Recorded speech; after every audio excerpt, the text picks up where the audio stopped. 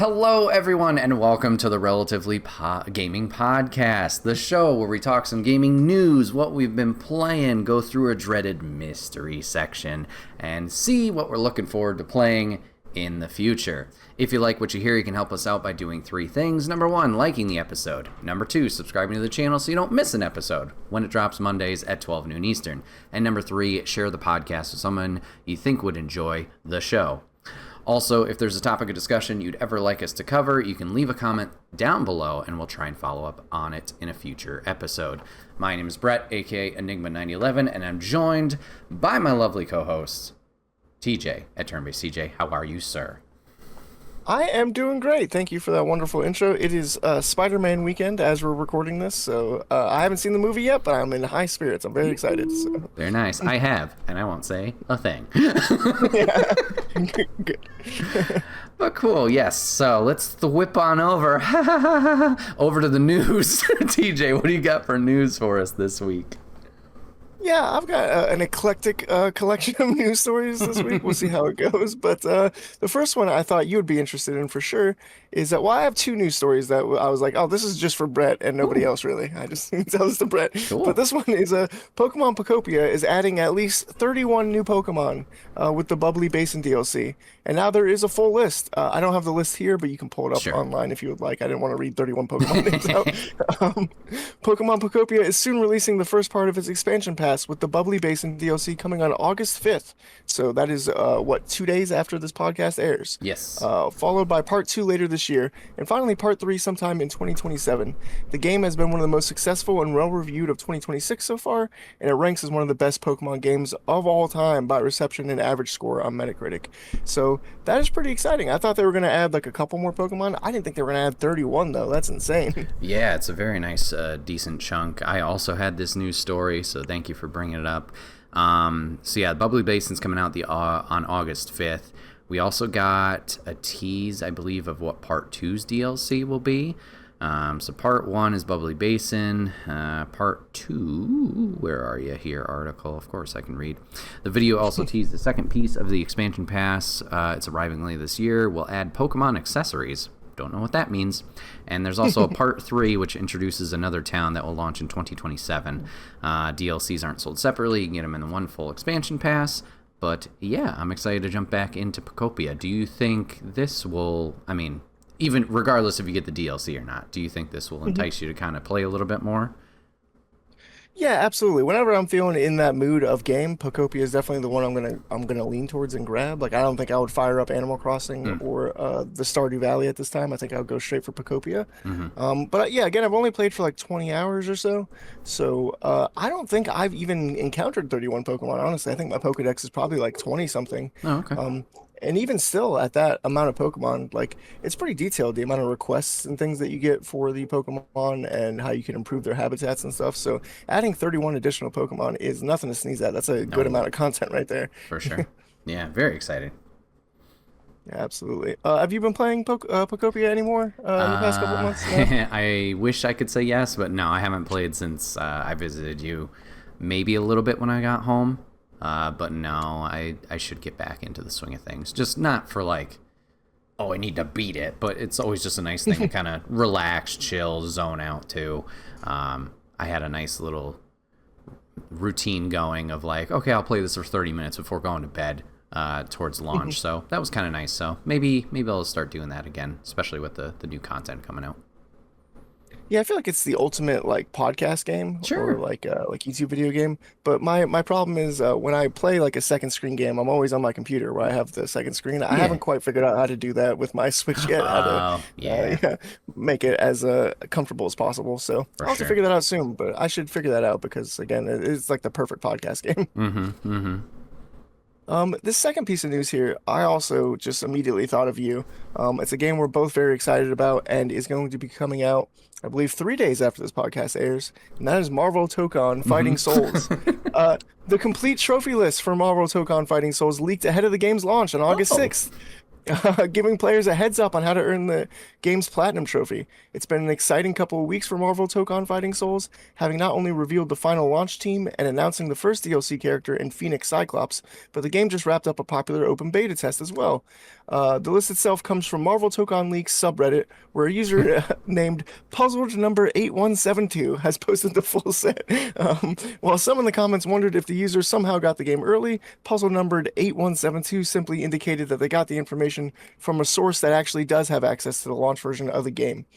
Many of them in the list are also pretty standard, with 5 silver trophies related to completing the various episode mode scenarios in Marvel Tokon. So again, I didn't list the full trophy list here, but it is online. You can look it up, and it seems pretty legit from what I know on trophy list. I'm not like big on trophies, so yeah, I don't know if I'd be able to spot like a fake trophy list, but it seems pretty legit from what I could tell. All right. Interesting. Yeah, it's one of those things with fighting games. It's very high risk. Sounds really dramatic, but as we talked about with like Avatar, or didn't even talk about podcasts. I think it was after podcast. Like one of them is just play 100 matches or something along those lines, and then some other fighting games, it's like you need to win your online matches, or you got to win rank stats, and it's like, for us who usually doesn't play that high level, it's like, okay, well, that's not happening, kind of thing. If you can get in on the ground level, maybe there's more of a chance because everybody's learning. Hopefully, you would hope that. But it really depends on my fighting games in particular if a platinum is going to be achieved or not. Most likely not, but there's a few that I have. Mortal Kombat, I'm looking at you. But we'll have to see. I'm intrigued. I don't put it high on my list of probability happening, but good to know it's out there so I can prep and be like, yes or hell no. Yeah, so now you can at least look it up ahead of time and determine if there's going to be those online victory conditions for the trophies, because those are pretty hard. Although I will say Marvel Tokon Fighting Souls is the type of fighting game where maybe that won't be as hard because of the nature of the game with the auto combos and stuff. Maybe we'll be able to pull out some wins when we don't think we'd be able to online, so we'll have to see. For sure. To see how it plays. I've still never, I missed the beta last weekend, so I've still never played any Marvel Tokon. I've not touched the game yet, so I have no idea if I'm going to be good at it or not, but I'm very excited to give it a shot on, when does it come out? August 6th, right? I believe so, yes. Yeah, August 6th, which again is Thursday. A few days after the release. I think you'll pick it up pretty well. I mean, obviously, we've played Marvel vs. Capcom quite a bit. It's a different company with Arc System working on it, but I feel like there is a good crossover there, the tagging and features like that. And like you mentioned, there's the auto combo, so at least that gives you that first step, and then you can kind of expand from there. So I think you'll be able to pick it up pretty well in comparison to others. Yeah, absolutely. My only thing is, like, I don't know who I would main. Sure. Because I know you play as, like, 5 characters, right? Or is it 4 characters? 4 characters. But you're really only playing as one. You can swap out, but it's not as heavy. But I don't really know who I would main, because the person I want to main is Phoenix Cyclops, and he's not out yet, so I gotta wait. Yeah. It's a bit of a bummer. I might have to buy the deluxe edition just so I can ensure that I get Phoenix Cyclops, because that's the reason I want to play the game, honestly. A selfish piece of news story for myself is just that Nintendo has just confirmed that Super Mario Sunshine is heading to the Nintendo Switch Online on August 13th. So that's pretty cool. They really need to bolster that GameCube library. I did purchase the expansion pass for games like Mario Party and Iggy's Wrecking Ball and stuff like that we can play while you're here. But every time I open the GameCube thing, I'm like, there's like 5 games in here. And granted, one of the games is Fire Emblem, so that's like a 60-hour video game. But still, it's kind of a bummer that there's really not that much more. There should be a lot more, I think. So it's good that they're adding to it at all, as slowly as it is. For sure. Yeah, I wish they would pump those libraries a little bit more, like you said, of just enticing stuff. Because there is good stuff on there, but it is, in comparison to like an Xbox backlog catalog and a PlayStation one now, it is very limited. Yeah. Oh, I would say they also do have Gale of Darkness on there. I think that's the name of the game, that one game. Came out a few months ago, I believe. Yeah. Yeah, that game kicks ass. And I think that's also like a 40-hour video game. So cool. There's some substantial content on there, but yeah, it's not a variety of content. Yeah. This comes from Danielle Morris at Game Rants. Halo Campaign Evolved is being review bombed. On Steam, Halo Campaign Evolved has quickly fallen to mixed reviews, with just 63% being positive at the time of writing. Over on Metacritic, the game has a user score of just 5.2, considerably out of line with the critics' review average of 80. Halo Campaign Evolved's review scores are solid, if not quite exceptional, indicating that there is a sizable difference in opinion between critics and the average player. Looking at the player reviews, it's impossible to point to one single reason as to why Halo Campaign Evolved is being review bombed. Everyone has their own grievances with the game, with some noting worse acting performances and direction of cutscenes compared to the original. Others had serious performance problems, not unusual with Unreal Engine 5. Fuck Unreal Engine 5. While Campaign Evolved's new prequel missions also came in for some criticism. That's before mentioning the Microsoft account sign-in requirement, the enemy AI, the price tag, the lack of multiplayer, or the numerous bugs, all of which were raised by players in the reviews. So I actually have a question Sure. after having read that. Do you think that's actually considered review bombing? Because in my opinion, when I think of the term review bombing, I think of specifically one grievance that people are going towards, and it might not even be fair or based on the merit of the game. It could be like a political thing or a social thing. But yeah, they just like bomb it based off of one reason. Where this sounds like it's a lot of different reasons people are giving for why they don't like Halo. That is a really good point. My only fight for why it could be seen as review bombing is with them picking so many issues. Maybe it's like a grasping at straws, like you're trying to find anything and you just like kind of shotgun blast like everything sucks instead of fine tuning it to that one specific issue like you said. We'll talk about Halo Campaign Evolved a little bit later, spoiler. But yeah, it's a shame to see, but I mean, if people are finding issues with it that they want to voice their grievances, then they should. Yeah, I don't know if the review bombing phrase is a accurate one in this case, but interesting. I'm more confused by people's problems. Like I said, we'll talk about it later because I don't feel like I've faced many of these things. Granted, I also don't have a lot of experience with the original Halo 1 or Combat Anniversary or Combat Evolved, whatever remaster they made like 10 plus years ago at this point. Yeah, in the Master Chief Collection. Yeah, exactly. Thank you. So I don't have a lot of comparison to those, obviously, but from my individual experience of the new game, god damn it, cat, I haven't had issues, so I don't know. So yeah, I don't know. That's a good question. Yeah, and I don't know if I really have issues with the game either because I watched the day the game came out. I watched a lot of it on Twitch, and then I watched you play it on Twitch, obviously, for a little while. And I didn't really see any issues with the game. The only thing I noticed was that I didn't really see that market of an improvement from the Master Chief Collection to warrant a purchase from me personally. Sure. Where I was like, I didn't see anything that I was like, oh, I've gotta replay this again. But I didn't see any like issues. I didn't see any bugs or anything. So who's to say? Yeah, it's really an interesting case for sure. And then to round up the my news stories, at least, I've got a positive news story for us to go out on. According to a BenchLife report, NVIDIA has notified its board partners of higher prices for GPU and memory kits using both GDDR7 and GDDR6. Separately, Taiwan's Economic Daily News claims the adjustment could reach approximately 20 to 30%. The Daily News report claims that prices are being raised due to the continuing rise in DRAM costs, which have also affected consoles like the PS5 and Xbox Series X in recent months. Unlike the previous price change in May, this latest adjustment is said to extend beyond the RTX 5090 and affect the products using both current GDDR7 and previous generation GDDR6 memory, meaning the RTX 4000 series could see a price bump too. So it's just getting worse and worse as far as that goes and the video goes, and trying to get PC components. So RAM is already ridiculous to buy, and now it sounds like graphics cards are going to be ridiculous to buy as well in the future. Because if I was to upgrade my PC right now or start a PC from scratch, which is a thought that has crossed my mind because I do have some issues with my computer, I would go with the 4000 series, probably an RTX 4000. Like, I don't need a 5000 series. I'm not over here trying to launch a rocket into space. But yeah, that just sucks that it's probably going to get price increased as well.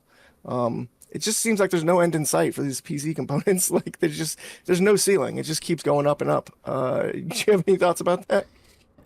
Yeah, I'm gonna try and talk a little louder just because I'm away from the microphone. Yeah, it's gonna get worse before it gets better. We're still riding this wave of suctitude in terms of prices and stuff, unfortunately, with the AI data centers. once again, it's hard to say of like, it seems like things are going well and people are lashing back, but then also on the other side, it's hard to tell how much people are taking away from it and like how it's being affected. Like I feel like I see like companies aren't seeing profits, so things are going away from AI. And I think New York recently passed a law that bans them until they have proper research of how it's going to affect the area that they're built or something along those lines. I'm not super into politics, so I didn't read that policy, so I probably should. But I was like, oh, that's nice that people are, realizing that there's a cause and effect to these things. So yeah, I'm sure we'll have plenty more of these stories or similar things of prices going up as we kind of face the fallout of this initiative. Yeah, absolutely. And just to touch on AI data centers real quick as well, I just saw a thing that was really funny. I just haven't, it's a point I haven't brought up, but like they don't need to use water, by the way. Oh? That's just the cheapest thing to cool the PC components. They could use induction cooling or other cooling methods to cool the PC components. They could do liquid cooling. There's other things they could do, but instead they use water just because it's cheaper. So and that's why they're using so much water. And it's like, oh my God, it's so stupid because it's like destroying the resource of fresh water that we have when there's alternative methods. They just don't want to pay the extra money. It's very frustrating. Corporations, yeah. Yeah. But that's all for the news for today. So I left us on a positive note. What do you have for us, Brett? Nice. Let me bring it all down. No, I'm just kidding. I'll start with a lightning round. I have 4 news stories that are very quick updates that I don't have articles necessarily tied into with them. First one being God of War Laufey got its release date revealed at San Diego Comic-Con right after we stopped recording last week. We have an official release date for Laufey on February 16th of 2027. So I am excited. Haha, next year. Over on Insomniac's Marvel's Spider-Man 2, they added 2 new suits. They added the brand new day suit as well as Marvel Tokon. So you can go over there, update your game, get those 2 suits for free. It also added like PSSR, which is like super graphic fidelity. I don't fucking know. And some other things if you're more technical. So you can check that out as well in terms of details. We haven't talked about this in forever, but everybody throw up the X. Ball X Pits final free update comes out on August 6th, so you can jump back in there, get some more I was going to say ballers, but they're not NBA players. They can get some more characters and their unique stuff unlocked there. I will sing it to the heavens. Everybody please go play Ball X Pit. And now that the final free update is out, or will be out, you have everything at your disposal. So please go play that game. It is a fun and amazing time. I'll say I've spent the last 10 seconds of my mind trying to, ever since you said the Ballers NBA players joke, trying to make a Patrick Ewing joke, and I couldn't land it. So. I appreciate that. Last of the lightning round, this is a selfish plug. I hope to have a video out at this point. I'm yelling at you, Brett, who's editing this video. Get on it. Lake George Game Expo was the previous weekend, and I attended it. So I hope to have a highlight video out over on YouTube and TikTok spotlighting some local indies and showcasing their games. It was a fun experience, a small one, but a good time playing some demos and meeting some like-minded people. So if you're interested in adding some stuff to your wish list, whether it is Steam or itch.io, please go check that video out and you expand your library there. I actually do have one more lightning thing that came up. We talked about it last week, but speaking of indies, the 6-1 Indie team has put out their demo days. It officially launched yesterday as of recording, the 31st of July, and is going to be running until August 7th. So just a friendly reminder that everyone, you can head over to their Steam event or 61indie.com. They have 150 plus demos available to you, so a lot of stuff you can check out in the indie space as well there to add to your wish lists on Steam. All right, heading over to the bigger pieces of news, I would like to start with the negative so we can end on a positive. This is coming from Kotaku and Rebecca Valentine. Double Fine has published the following statement confirming 23 individuals were impacted in layoffs.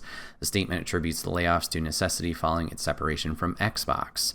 And this is the statement that they put out. Today, Double Fine Productions let go of 23 members of our staff. As a small, tightly knit team, these actions are not taken lightly. Only the survival of our studio would ever make us consider such a painful action. Our transition to becoming an independent company also means becoming the size of that we can sustain. The people we are losing were all important. They all made an impact in our games and culture, and they will be missed. We are committed to supporting each affected person as best as we can, and we thank them for their hard work and commitment to the creative spirit we cherish here at Double Fine, from Tim Schafer. So yeah, a bit of a bummer as we kind of face the fallout of, obviously, Double Fine going independent with all the Xbox stuff that's been going on lately. So just, yeah, a bit of a bummer, especially being fresh news that they went independent. So hopefully those folks can land on their feet soon. All right, let's head on over to Sony, and they finally responded to the disc backlash. Oh, wow. Kinda. This comes from the Video Game Chronicle and Chris Scullion over there. The company announced a month ago that physical disc games will be discontinued for PlayStation consoles starting January 2028, and the decision continues to see fierce debate online. Now, during a Q&A session following its Q1 2026 earnings announcement, Sony CFO Lin Tao has addressed the situation, stating that Sony had been given the decision to go digital only some thought. Had been giving the decision to go digital only some thought for a while before announcing it, and that it doesn't plan to change its mind. Shit. Quote, we announced that from January 28 onwards, we will no longer be manufacturing game discs. So we announced it 1.5 years ahead, she said via Sony's interpreter. There are various reasons. Various reasons we made this decision. The biggest being that digitalization of contents overall has been progressing. That's the big factor. It's not just for PlayStation, but for all kinds of content. Digitalization is progressing. Man, they put a lot of big words in here to challenge me. And so, when we think about the future, we put in a lot of thought and time, and we cautiously considered this, and we came to this conclusion, and we're going to cautiously move this forward. Tao also acknowledged the backlash to the decision on social media for the first time, stating that while Sony was aware of players' reactions to the news, its focus was on how to keep them interested in PlayStation games when it goes all digital. To this decision, we have received various opinions, and people have strong views, and we understand that the community has put forward those views to us, she explained. Games are loved by many people. It's a form of entertainment that's loved by people, and it's connected to people's fond memories in many cases. And so we understand those emotions. We want to consider that, and in the future digital ecosystem, how to engage the gamers is something that we would like to continue to explore. So they acknowledged it, but yeah, Sony, stay in the course. No, not going to be expecting anything different here, unfortunately. Do you have any thoughts on their press comments? I mean, it's nothing that I didn't expect. It is just a bit of a bummer to hear them officially state, like, we're not going to change our mind. Like, complain all you want. This is what we're going to do. And also the fact that she said, hey, we announced it a year and a half ahead of time, as if that, like, somehow makes it better. Like, I don't know. I was also reading this article the other day, and this is kind of a tangent, but it was basically about how, like, you were talking about corporations a second ago, how these like late stage corporations a lot of times they don't want you to own things because if they can't make money off of something you own. Once you own a book, you're not paying for the book anymore. But if you're paying for Kindle Unlimited, you're paying every month for the book, even if you forget to read it. So it's kind of, that's why everything's a subscription service now. And I think that's a lot of the reason why these companies are going digital, so that eventually, 10, 20, 30 years from now, hey, you want to access your Steam library? Well, you got to pay a fee for that just to be able to play your games. I could see that really happening in the future. And I think PlayStation's just kind of getting ahead of the future in that regard, unfortunately. Yeah, we'll have to see how that expands from like a Game Pass situation or even like an Xbox Live and a PlayStation Network and a Nintendo Online, whatever they call it. That's a good call. Scary, but oof, yeah, maybe. Yeah, absolutely. Please tell me you have some positive news for I us. do. Okay, so the next three are all positive, I promise, and some fun Okay. ones. Hopefully, you haven't been spoiled on one. We'll see. This next one is coming from Aftermath and Nathan Grayson. AI is a waste of time, money, and resources. AI is a solution in search of a problem. AI is a thief that pilfers on a scale previously unthinkable in broad daylight. AI drives up the price of hardware that many of us rely on for work and play.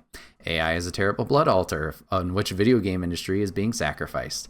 AI enriches the world's worst people and immiserates everyone else. AI destroys communities, sans input from the people who live on them. AI is a dead end. We must reject it. This is an effort at semi-comprehensively keeping track of every video game studio that refuses to make a deal with the generative AI devil, despite thus far unproven promises of greater efficiency or whatever else is in the development process. As of this publishing, I'm sure there are many I don't know of yet. If you run or work one of them, feel free to get in touch. I plan to update this thing forever, a commitment I'm sure I'll regret making.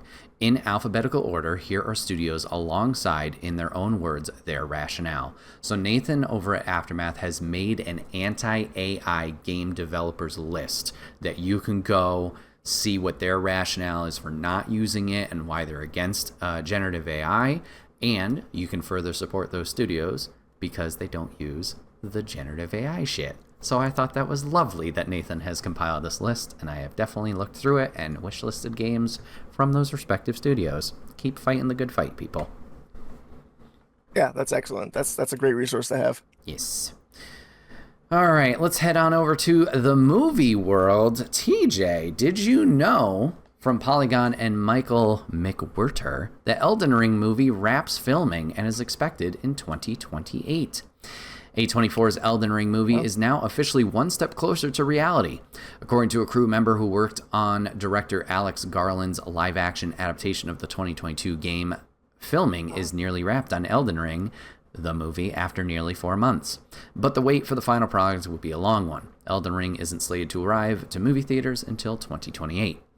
Prop maker Sean Schofield, who worked on productions such as The Witcher and Rings of Power, posted on his Instagram account news of the film's status on Thursday. Schofield uploaded a photo of what appears to be a wrap gift and a thank you note to cast and crew signed by Garland and by producers Alan Reich, Matthew Henry Davey, Peter Rice, Andrew McDonald, and Charlie Reed. Quote, "Dream job to end all dream jobs," unquote, Schofield wrote. 6 solid months of blood, sweat, and tears making the coolest stuff ever, working alongside the best of the best. Can't share anything else for a long time, but I couldn't be more proud of what we did. Now, Elden Ring enters post-production, and the film's far-off release date indicates there's plenty of visual effects work still to be done. Polygon has reached out to A24 to confirm the movie's production status and will update when the company responds. So, TJ, does that get you more excited for the Elden Ring movie? Yes, with the asterisks though. Why? Why is there? Can anyone explain why there's 16 months minimum of post-production? What the fuck? Are we actually rendering the Erd tree with like individual computers? What's happening here? Well, okay. Have you ever rendered anything, TJ? Okay, fair, but I'm just saying other movies, even like Spider-Man and stuff, the post-production's like 6 months to a year. This is like obscene. I mean, you got large-scale stuff, as we talked about in Elden Ring, usually. So you got to think of the scale. You got to think of, okay, how much is it taking or how long is it taking to 3D model these things, animate these things, and then, yeah, the rendering process sucks ass. So you're going to need some time. So, I mean, I think it lines up. That's fair. That's fair. Also, though, there's the additional asterisk of that means that there is quite a lot of heavy digital effects in this movie, which I mean, obviously, if you play an Elden Ring, it's a fucking crazy hellscape world. Like you can't just film that in like Cincinnati and think it's gonna be okay. You're gonna have to do some digital stuff. But I was hoping after seeing the Odyssey and stuff that like maybe we'd put some more practical effects in there. Maybe we kind of mix it up a little bit because I think there are some like a lot of practical effects you could do. Like you could film at like a real castle, for example, use real hills and stuff like that. So I don't know how much of that is being put into the movie or not. Having said that, though, Alex Garland also did do Annihilation. And Annihilation is a very special effects heavy movie. It's got like this. Have you seen Annihilation? Mm-mm. No. Okay. It's got like this weird like rainbow prismatic effect, like when they go into this these like gooey areas, and he somehow made that work. Which I've not read the full book of Annihilation, but I have read excerpts from it, and it is like really bizarre, and like really hard to visualize what he's trying to say in the book. So the fact that Alex Garland was able to make this like prismatic color representation in Annihilation was cool. Anyway, I'm getting off on a tangent. My point being that that was like really crazy special effects, and if he was able to make Annihilation work, I do have confidence that he'd be able to pull off the like yellowy fields of Elden Ring and stuff. Very cool.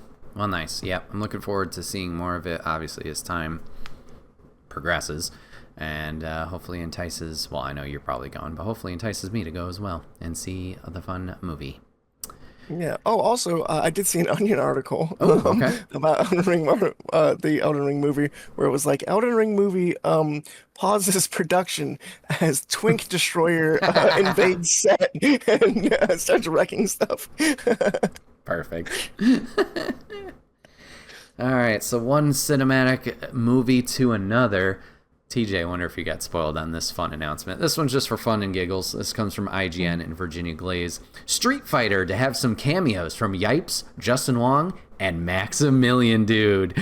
If you're part of the FGC, you probably recognize some familiar faces in the latest teaser clip from the Street Fighter movie. In this I can read. I'm too excited, folks. In this clip, Dan Dastmalchian, I am so sorry I butchered your name. Cold calculating M. Bison has seemingly thrown Andrew Koji's Ryu into a prison, forcing him to face off against Jason Momoa's Blanca to draw out the Wandering Warrior's true power. The two face off in a cage where their fellow prisoners hoop and holler from the behind chain link fences, consumed by bloodlust. And you guessed it, some of those prisoners were played by a few of the fighting game community's finest. We never thought we would see the day that Justin Wong, IFC Yipes, and Maximilian Dude would be in a Hollywood movie together, but here they are, and it's glorious.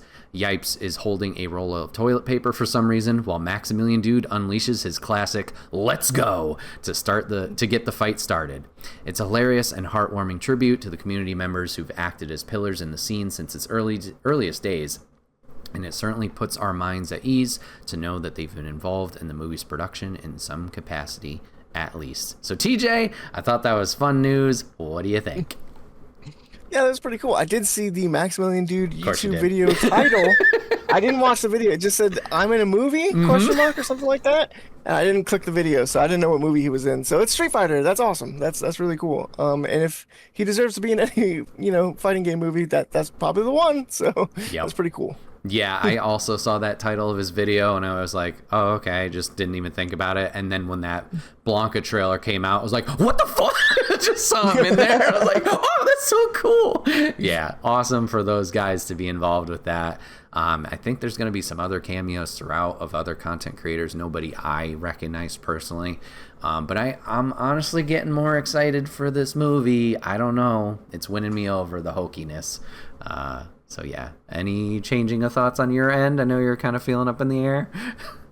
Yeah, I've been very negative about this movie. I'll admit for the whole time because I think it's miscast. Sure. I think it's ridiculous. I think it's obscene in some parts. You did apologize for butchering his name, but I'm going to do the same. Daus Malkian, that guy is the Polka Dot Man, aka the guy from The Dark Knight. That is not M. Bison. I'm sorry. He's one of my favorite actors. I love Daus Malkian, but he just does not come across as M. Bison.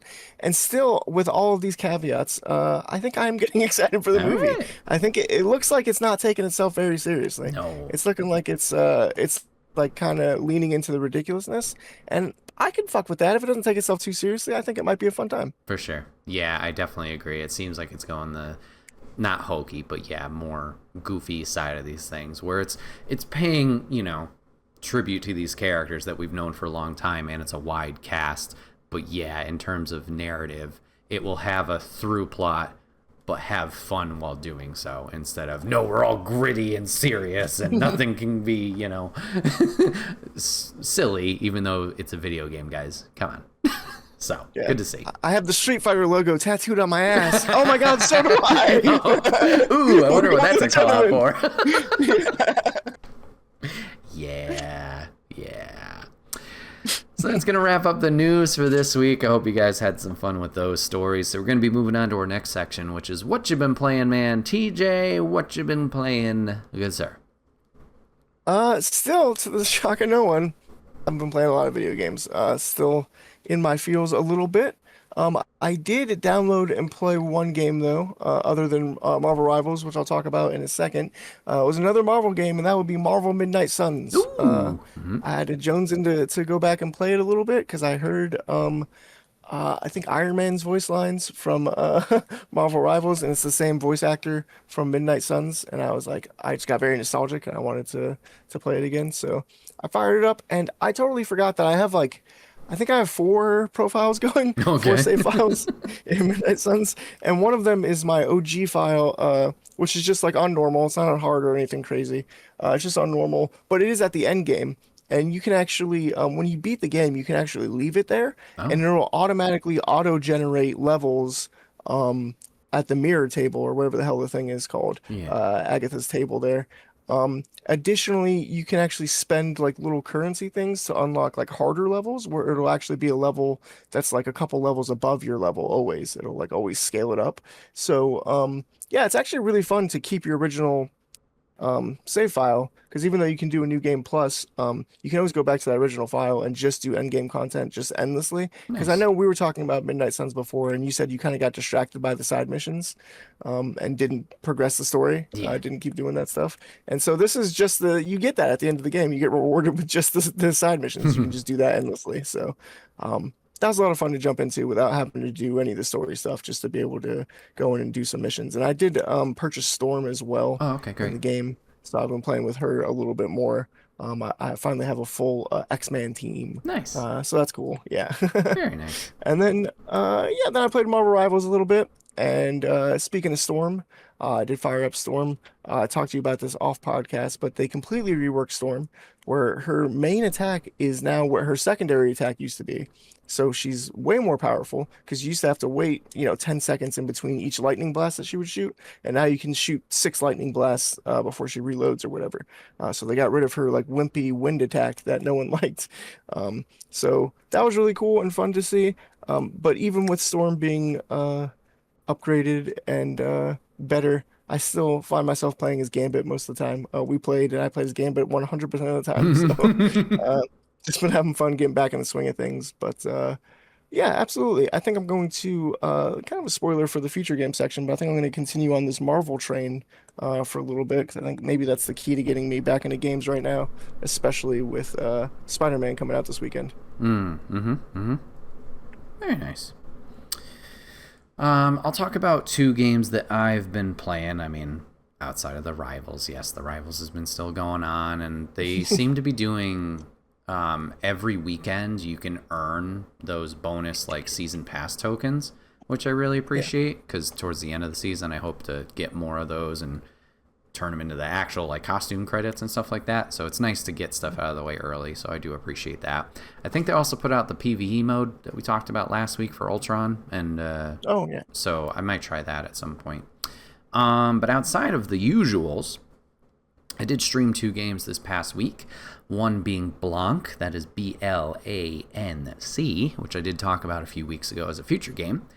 It is, as a reminder to you guys, it is a little story about little baby wolf, little baby deer, and they are traveling together, kind of fox and hound, I think we talked about in the chat, style, and it is a journey to go find their lost families.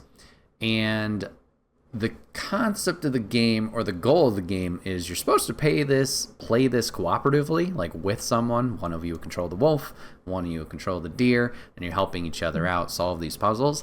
I did not do that. I controlled both, which wasn't all that bad. Essentially, each character has analog stick for moving.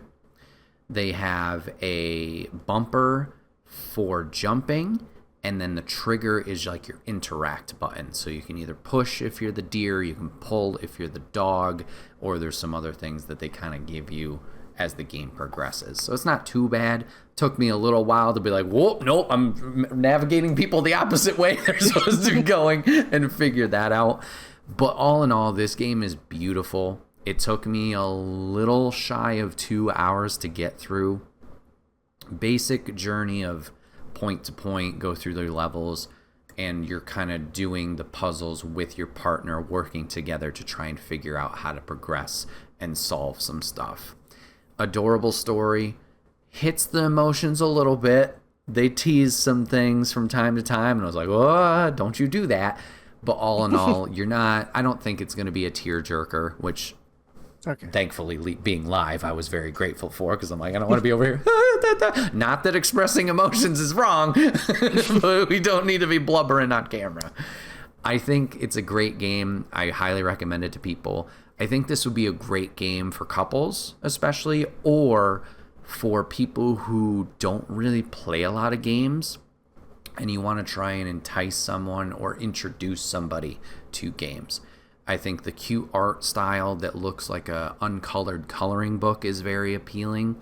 And also in terms of the control scheme, it's not very difficult. The puzzles offer a little challenge, but don't make it frustrating, where sometimes with puzzle games, you and I both experience those points of like, I've tried everything and I'm bashing my head against the wall. I thought everything was very intuitive and welcoming for either that couple experience, friend experience, or like I said, enticing someone new or introducing somebody new into this field. So yeah, I would highly recommend Blanc. It's on Steam, like I said, just shy of 2 hours. So go play that. I'm thinking, I also do want to give a shout out. It's a little bit of a spoiler because it's like halfway through the game. There was an adorable section, like I've mentioned, the main quest is the two younger animals trying to find their family and helping each other out. Halfway through the game, you run into a goose mom and her little ducklings. And you don't have to, but they're on their own journey too through this like wintry storm, and you can help them. So the mom kind of like leads the ducklings along, and then every once in a while they'll reach an obstacle or a puzzle, and you have to help the little ducklings because they're not strong enough, and there's a wind gust that's blowing, and you have to like block the wind for them so the little ducklings can get across. Super cute. I really enjoyed that. So, adorable game. Highly recommend Blanc. On the total opposite side of the spectrum, let's talk about Halo Campaign Evolved. Not an adorable game and not about finding your family, I think. Maybe. Who knows? I had the chance to play this with a friend from work who also streams. Shout out to Boaterbug. You guys can go follow him on social medias, whether it's Twitch, YouTube, Instagram. I think he's everywhere. He's got a lot of plugs on his channel, but go check him out. And he invited me to play Halo, and I was like, I don't know. I've been kind of burnt out on Halo for many years, probably since Halo 4. I dipped my toes in. I was like, I'm out. But I took the chance and was like, this was nice, for him to invite me to play it. So I wanted to take advantage of that kind gesture, and I grabbed it. And I'm really glad that I bought the game and jumped into it. As someone who hasn't played Halo 1, I think this game runs extremely well. You mentioned like the review bombing earlier, and all of those issues that people have talked about, I don't really see. Gunplay was solid. The game ran very smoothly for me. Graphics are amazing in Unreal 5. Like, everything looks gorgeous and beautiful on PlayStation, which I'm playing. Shocker, a Halo game on PlayStation. Pretty cool. Yeah. Yes, you do have to connect your Microsoft account. I didn't think it was the end of the world, honestly. It took a few moments, and I'm glad I did it before stream, because that would have been like, oh shit, I gotta do that and whatever. But all in all, the game was an amazing time. It felt like falling right back into Halo. They have modernized a few things to make it better for players who have played the later titles. Like, there's a sprint in this game that you can use. Some of the weapons that are available, I believe, aren't in the original, as well as enemies. Boater has played those games a lot and was telling me like, oh, the jackal snipers weren't here, or this, of course I'm not going to remember enemy names, but the giant dudes, arbiter style, like, oh, there's an extra one here, or this is there, and whatnot. It seems like it's paying a lot of homage to the first one, where most of it is the same, but there's slight tweaks here and there, either in a presentation standpoint or enemies where they're like, we can buff this up because we now have more technology than we did at the time. So all in all, I think it's been a fun time. We made it through about halfway of the campaign, and we plan on finishing it up this coming Thursday and wrapping that up. There are some extra missions as well that they've added into the game outside of the story, which I'm not sure where chronologically they lie. It might be like pre-Halo 1 story. I'm not exactly sure. But excited to maybe dive into those at some point. But yeah, all in all, it's been fun to jump back into Halo, and I had a good time. Just to talk on the technical side of things, playing crossplay, so I was playing on PlayStation and Boder was playing on his Xbox. Connection-wise, no issues. He mentioned he had a few hiccups on his end, so there might be something on Xbox side that struggles a little bit. And in terms of online, which this happens across numerous games, so I don't think this is a Halo Campaign Evolved specific issue, certain enemies body-wise, like dead body-wise, wouldn't appear in the same places on each individual screen. So that's one thing I could say is like, oh, that's a little weird. But I know that's a common issue of like package loading and online stuff that's over my head. But we never experienced any crashes or anything that was really weird per se. To speak on performances really quick, I will say that's a little comical. Cortana at times sounds very nonchalant and doesn't give a shit. And we're like, we're in the middle of a fight and there's this thing going on. You're just like, oh, by the way, there's this thing over here. La, la. And I'm like, this doesn't fit at all. So that is a little weird, I will say. But I haven't noticed anything else outside of that. That's been odd. So, yeah, did you have any thoughts from a viewer perspective of the game? No, because I'm also not as familiar with Halo 1, kind of like you. I never played it back in the day of the campaign. I think I did play the Halo 1 campaign one time at a friend's house who lived like on the other side of Charlotte. So like I only visited this friend like 3 times in totality. But I think I played through the Halo campaign one time and I was like 11. But other than that, I never really touched it. So I only really remember the first like couple of missions kind of. And then recently I went back and played through it with Mike from the podcast alumni. We played through a little bit of it, and that was pretty fun. But I felt like the game's kind of outdated, that original remake from the Master Chief Collection. So maybe the controls and stuff will be a little better in this version of the game. So maybe that might entice me a little bit. But otherwise, yeah, I just I don't know. It's a cool game, but it's just nothing that's gonna like super excite me to go spend, I don't know, $60 or however much it is. No, for sure. I think it's 50, but yeah, no. If you're not like die hard into Halo, I would say like I recommend it to people because I think it looks great and plays great. But I wouldn't say like go buy it now. Yeah, I'd say like you're fine waiting on a sale. You're not missing out on anything like groundbreaking. It seems like I said they did tweak some things. I know Boder, who has played this game a lot and maybe even did some speed runs or just watches speed runs. The control scheme, they did change things up with that modernization. So there was a few times he was like, whoa, this is not the button I'm expecting, or messing around with things. So maybe that is something people should watch out for if you're planning on getting into it. It's just be aware you might need to tweak some stuff here or there.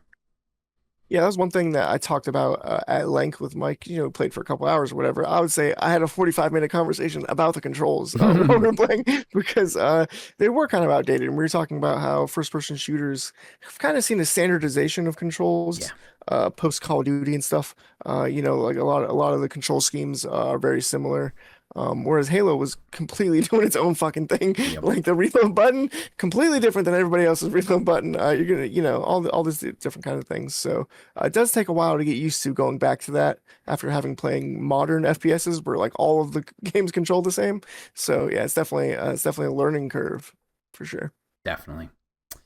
All right. Well, I think that's going to wrap up what you've been playing. So we're going to head to our dreaded mystery section, which may not be so dreaded this week because I just decided let's take, a little stroll down memory lane. Let's talk about 1 year in podcasting. Because, yes, folks, this is our 52nd episode. Thank you so much for supporting us this past year.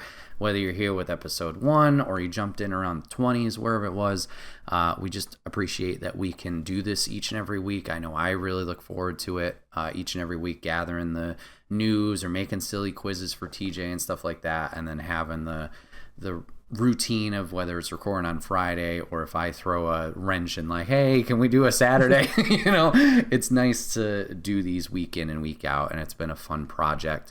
So yeah, TJ, I wanted to kind of talk about our 1 year and see what you remember and just kind of give some highlights and stuff like that.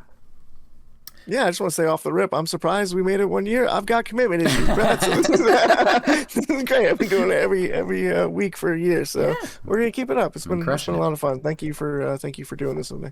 Thank you for the idea. You were the first one to bring it up and suggest it, and it's been a great time. So, TJ, you remember our first episode pretty well, right? Sure. Our first episode, which was like our test run, we recorded it like very nonchalantly. We're like, we'll see, work out the format, and then we felt really good about it afterwards. We're like, yeah, put it out as episode 1 as our pilot. So our first episode, we had our format a little bit differently. We started with what you've been playing, and then we did the news secondly. And then we still did our mystery section or our learning section, and then we talked about our future game. We started with what you've been playing. So it seems like the roles were reversed a year ago. I was in a big funk. I had no idea what I wanted to play and was kind of hopping around and had no interest in stuff. So I was playing Disgaea 5 last year, trying to get back into that. Wow. That did not last super long, I will say that. But we talked about the class system and fighting, the enemies over and over again. And then you, which I found this surprising, you were playing a lot of multiplayer games a year ago. So you were talking about Marvel Rivals, you were talking about Overwatch 2, but then you had also jumped into Fragpunk, which got featured as our thumbnail, main image. So yeah, some interesting games you were playing last year. I still think about Fragpunk sometimes, and I just never download it. Not that hard. I don't think about it that much. So we had our news. We only covered 2 news stories, surprisingly, and we kind of talked about them for a while. Do you remember what we talked about a year ago? I couldn't even begin to tell you. Sure. So you brought Baldur's Gate 3 to the table. You talked about an update that was being added, and it was potentially one of their final ones. And we talked about Larian Studios kind of moving on from the project and being tied with Wizards of the World, Wizards of the Coast. Thank you, Wizards of the Coast, and how that was tied into make the D&D inspired Baldur's Gate. And then I talked about Fortnite, surprisingly, and how the Power Rangers were going to be joining them for that next season. Hell yeah! Yeah, wow, what a time. And then we talked about our future games, which both, on noting them down, I laughed at both of these because it's been both games have come up numerous times in this year of recording. You want to take a guess at what you were looking forward to a year ago? Oh God, have I played it yet? You have played it, game. Yep, you have played this game. Okay. So I'm looking forward to playing. Is it like XCOM or something? It's a good guess. I would stick the shooter side of things. Okay, I was leaning towards shooters. You have talked about this many times on the podcast, and you enjoyed this game pretty thoroughly. Apex Legends. No. Okay. It has multiplayer components, but focus more on a solo experience. Single player shooter game. Yep. BioShock? You are looking forward to Borderlands 4. Oh, yeah. Yeah. Yep.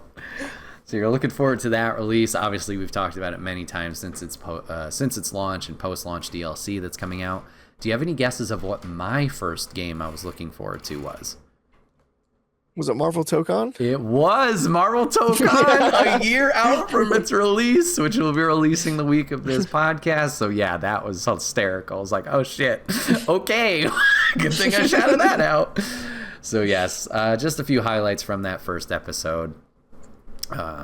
It's out there, so if you guys want to listen to it or watch it, you can go check that out. I wanted to give a shout out to our guests that we had in the first year. We had Charles at Blue Mudhorn, we had Mike at Auger Kitchen, and we had Justin at Inverted Lantern. We really appreciate you three hopping onto the podcast, giving us a shot, and just talking some games with us. I know it's always interesting when people just are like, hey, you want to come on a podcast that's going to go out to the internet? It's like, sure. So I appreciate you guys taking a chance with us and chatting with us. Hopefully, the second year we'll have some more guests. I know we've kind of fallen out of the rhythm with that as we've kind of found our own groove and stuff like that. But hopefully we can get some more cool people on to guests from time to time to talk about their gaming experience. Yeah, absolutely. Our dreaded mystery section, we've alluded to it, but we do a lot of quizzes because we enjoy them. But we also teach each other some things from time to time.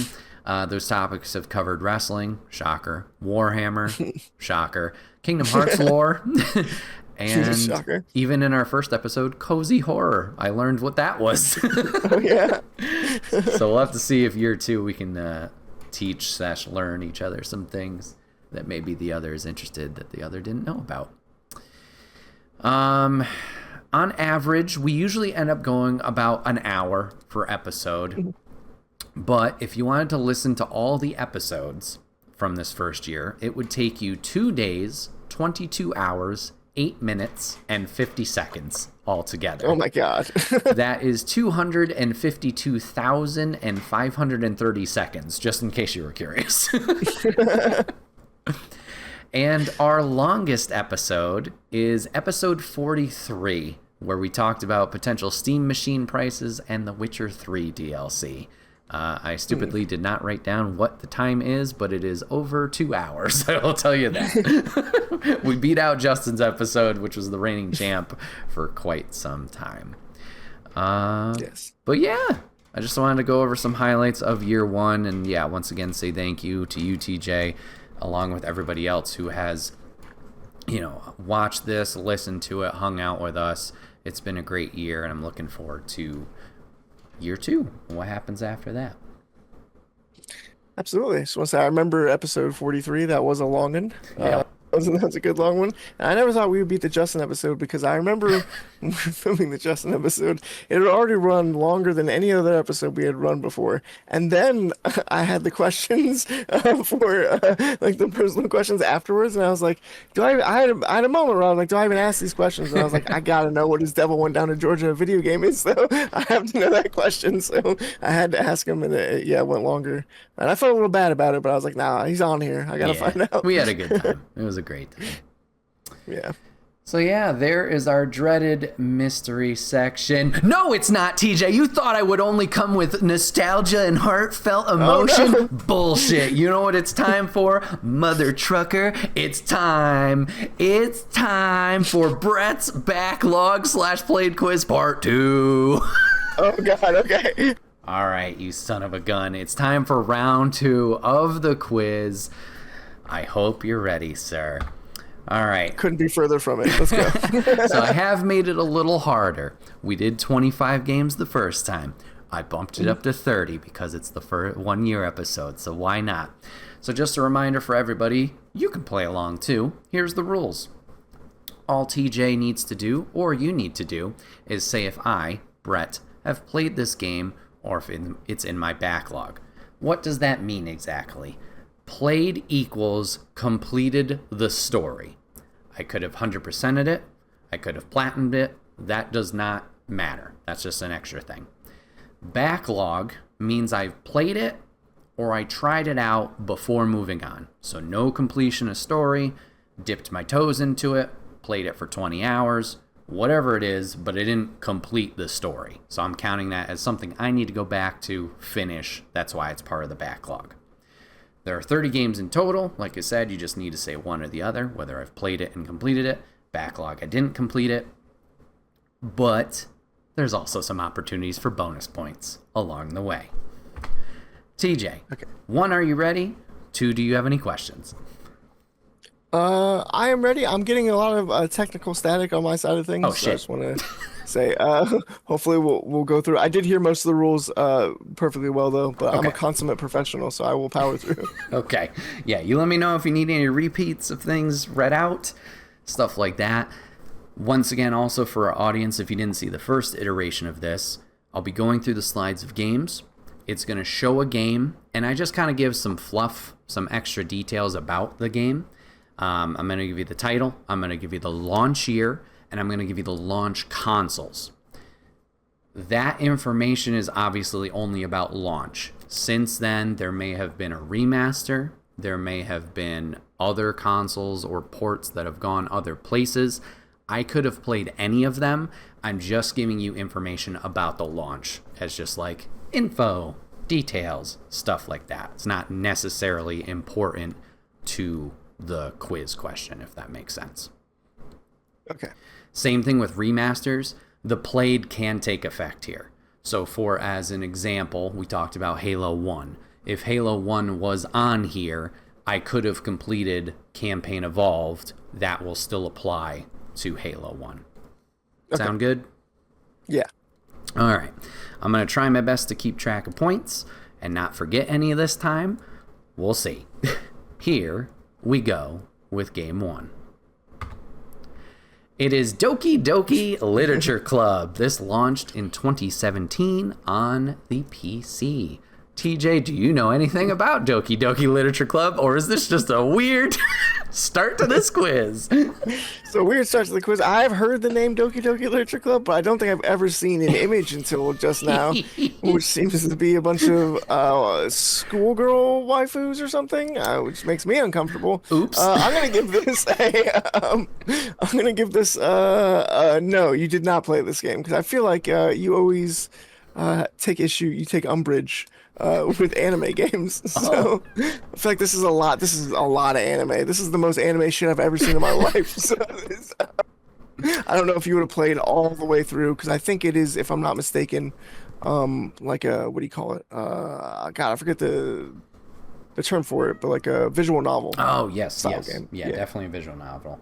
Yeah, I thought this was a fun one to start out with, and this was also Destiny that sorted this out. So how I organize this is I make a list of games, and then I randomize it by using a random number generator. And I thought this was hilarious that Fate chose this as game 1. But you are right, TJ, this is in my backlog. I've heard amazing things in terms of like the story and the twist that is involved with it. Obviously, the coat of paint or the cover are, as you depicted, very heavily anime inspired, and you're like, what am I getting into? But apparently this game takes a twist and it gets its hooks in you of like, what is depicted is not what is actually going on. So I'd like to give this a try at some point. But yeah, those visual novel games, since Danganronpa, not my strongest of like, yeah, I want to jump in on that, you know? So maybe one day. Yeah, I've never actually played a visual novel game, so this certainly won't be the one that I start with, but you know, maybe I'll have to find one that is worth my time and give it a shot. Fair enough. Let's move on to game number 2. It is Assassin's Creed 3. This launched in 2012 on the PlayStation 3 and Xbox 360. Yeah, because I remember you talking about this. You told me that you did play Assassin's Creed 3. I think you did play it to completion, because then after that, your interest in Assassin's Creed kind of fell off a cliff. So I think this was your last fully invested into Assassin's Creed. Either you told me that or Charlie told me that. So I'm really hoping it is you. So you're saying played for this one officially? Yeah, played. All right. Unfortunately, this is in the backlog. You remembered like everything I did say except for, I just never finished this game. I did make it a decent way through. absolutely loved it. I love the setting of the woods and the stylization of like the area, and obviously the point of the story of like the Revolutionary War. I loved all of that. But yeah, it was at this point I was like, I'm kind of getting burned out of Assassin's Creed, and kind of jumped out. And then I didn't even touch Black Flag because I was just like, nah, I'm good. So this was my last one, but sadly I have not finished it. Yeah, we had opposite experiences where I never touched Assassin's Creed 3. I still think to this day I've never played Assassin's Creed 3, but I did play Black Flag when that came out because I was like, oh, pirates, count me in. Gotcha. All right, so 1-1 so far, not too bad. Let's move on to game number 3. And it is Lego Star Wars The Skywalker Saga. This launched in 2022 on the Switch, PlayStation 4, PlayStation 5, PC, Xbox One, and Xbox Series. Okay, so clarifying question though. Sure. If you have beaten these games independent of the Skywalker Saga, like before they came out, because right, isn't it a compilation of previous Lego Star Wars games? In a way, yes. So if it was Lego Star Wars 1, Lego Star Wars 2, and then Lego Star Wars The Force Awakens, those are separate games. While technically they follow the same like narrative story of, you know, Legoized the movies, Skywalker Saga, they are not ports of the same levels. It is all redone levels. It's more open world. It's like a new game. It's conceptually the same, where it's Lego versions of these, but it's a new game. So I appreciate that question. Love those games, but this is a separate one. Okay, see, I didn't know that actually, and that's why I've never been interested in the Skywalker Saga, because I'm like, I've already played those previous games, but now I'm like, that sounds pretty cool, actually. That sounds kind of sick. I would like to jump back into that, because Lego Star Wars, probably the best Lego franchise. I don't know. Yeah. Anyway,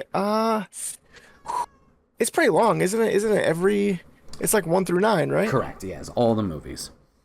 I don't know if you played 1 through 9, my guy. That's a lot of movies to play through.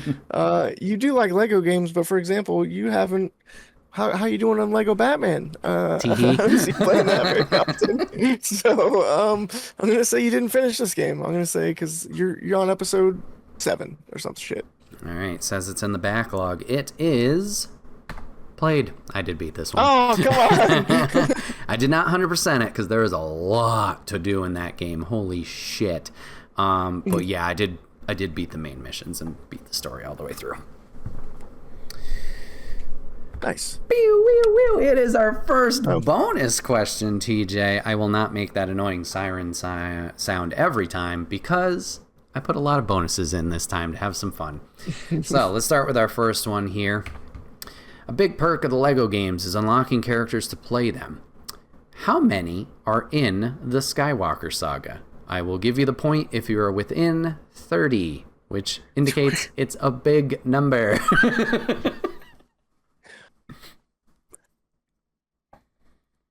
437. 437. Is that your final answer, good sir? No, 237. 237. Is that your final answer, sir? Yeah. All right. I think I would have stuck with the 400. It still wouldn't have been right because it's 380. So okay. Closer, but you wouldn't have been within the 30. So dang it, my next guess would have been 336. But yeah, that's a lot of playable characters for sure. A lot of stuff you can unlock in that one and do. Also, final thing about the Skywalker Saga though, does it include Rogue One in that? Yeah, it might have been DLC. I can't remember. I want to lean towards no, but okay, I don't remember. If there's a Lego version of Rogue One in there, I'm fucking buying the game right now. On the podcast. I'm not waiting till the podcast. Well, you have the power of the internet. Yeah. But okay. All right. Over to our next one. It is an indie game that is called Stray. This launched in 2022 on the PlayStation 4, PlayStation 5, and PC. TJ, did I play Stray? Not only did you play Stray, but you spread it like a disease to all your friends and family. You proselytize this game to everyone. You're like, you gotta play Stray. Damn, okay. I don't need it like said like that, but yeah, I guess you're right. I think you've beaten Stray because also isn't it like a 7 hour game or something? So. It's pretty short. Yeah, it's like 7 to 8 hours. But yeah, you're right. Absolutely, 100%. I played this game, loved it so much. I had to get it physically from I don't even remember who gave me this. I am 8-bit. Go get your indies there. Physical media. But yeah, absolutely love that game. That's awesome. Plays a little kitty. I tried to do a bonus question here because I thought I had heard that they use certain cats for the mocap, but I couldn't find any hard evidence, so I was like, nah. Apparently they had a lot of pets that were involved that they, just made with love and were inspirations for the game. So go play Stray, everybody. Cool. Yeah. Over to our next game. It is Bug Snacks. It launched in 2020 on PlayStation 4 and PlayStation 5. TJ, have I played this fever dream called Bug Snacks? I don't know on this one. It was a pretty popular game. It is an indie game, so likely that you've tried it. I don't know if you played it all the way through. I don't even know what it plays like. I don't really remember the gameplay. So I'm gonna say that you've played it though. I appreciate your gut. Thinking I've played indies. I have played indies. Yes, I played Bug Snacks. Absolutely love Bug Snacks. So you asked about gameplay. You didn't really remember what it's about. So I don't remember if your character gets a name. I think they do. It's been a few years, so I'm a little shy in the details. But it's a first-person game. Kind of think Pokemon in a way without Pokeballs and stuff. But you have nets, traps, other things where you're trying to capture these bug snacks that are shaped like food, and you're just trying to solve some puzzles and figure out what kind of mystery is going on this island. It's a weird game, but I highly recommend this one too. It's got a good story and a good mystery element too of what's going on, and there's some deep shit in here that you would not expect from the goofy atmosphere or that it depicts. So I recommend people go play Bug Snacks. Very cool. Moving on to our next game, WrestleQuest. It launched in 2023. Its platforms were PC, PlayStation 4, PlayStation 5, Xbox One, Xbox Series, and Switch. Sorry there's so many indies in this one. I know that can be a little bit of a gray area for a lot of people, so I apologize there. But do you think I've played WrestleQuest, or do you think it's in the backlog? I don't know, because this is so obvious. You love wrestling. And you love indie games, but also this could be a red herring. Oh. It was him. It was red herring. So I don't know if. I don't know. This one's kind of hard. I'm just gonna go ahead and say that you played it. I'm gonna go with my Bug Snacks instincts again. Say you played it. You do love wrestling and you do love indie games. And perhaps it's like one of the older style wrestling games where it was like more focused on the combat in the ring instead of the theatrics around it and stuff. So maybe you played it for that reason. Because I know the current WWE games are like all more about the theatrics and stuff, which is cool. Yeah. But it's just something different. Very simulation heavy. Yeah, it's a good shout. I like your thinking. I like your detective work here. WrestleQuest is one of the games I have in my backlog, unfortunately. Oh, no. So WrestleQuest, great game. I did try it out. It's, shockingly, turn-based combat. Oh, really? Yes. Which I was okay with. It wasn't my favorite thing at the time, so that's why I haven't gone back and finished it all the way through. But there's a lot of fun mechanics in this game with the turn-based stuff, but then it is a wrestling game made by wrestling fans, so there's a lot of fun like dialogue that's goofy and all the characters are way over the top, and there's some fun cameos from wrestlers of like the 80s and 90s. So it's a good time. It's just one that at the time did not fully click with me. So yeah, it's in the backlog. Speaking of which, hey, a bonus question about WrestleQuest. TJ, you're a big wrestling fan. Can you name these wrestlers who make a cameo in the game? Okay. There's 4 of them. Can you name these 4 guys? Okay, the guy The third guy, Okay. that's Skull Man. Okay, so just for our audio listeners, from left to right, we have a gentleman with a mullet with a snake around his neck. Our second gentleman is wearing a robe, a bandana, and some sweet sunglasses with a parrot on his shoulder. Skull Man, as TJ has appropriately named him, is a masked luchador with a full bodysuit with a skeleton depicted on him. And then the last guy is very angry. He's wearing some football pads with some spikes, and he's got a spider painted on his face. All right, so TJ is taking a shot at the third one with the bodysuit saying Skull Man. Any other guesses for the other three? Oh, that's a spider on that guy's head. I thought that was like a Land of the Rising Sun type situation. I don't understand what's going on there. Is the second guy Mr. T? Okay, Mr. T for the second guy. Maybe Mr. T was involved in wrestling for a while. Yeah, I don't know. That's Mr. T, Skullman, and I don't know. I got nothing, man. All right. This one was more of a goof. It was not a legit question. I just wanted to see what kind of fun names you'd come up with for these guys. So I apologize there for the theatrics. But just for sanity's sake, that's Jake the Snake Roberts on the left. That is Coco Beware with the bird. That is La Parka, who still wrestles in AAA. I think it's a different guy, though. And then it's Road Warrior Animal on the end there. So, yeah, that was just more for shits and giggles. That was all. I'm sorry, his name's Road Warrior Animal? That's like his name never ends. So he was part of a tag team called the Road Warriors. So his name's Animal, but it's just to specify this is Road Warrior Animal. His tag team was Road Warrior Hawk. So, yeah. Okay, that makes more sense. Okay, now the legitimate bonus question from Jesus this one. Christ.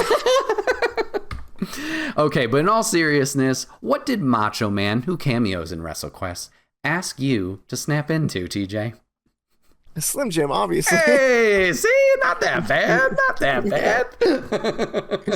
There's a gas station in like Kannapolis or something, but it's like in the middle of nowhere, and they still have a giant statue of Macho Man holding Slim Jims that is like where you get the Slim Jims out of. Oh, very cool, very cool. Yeah.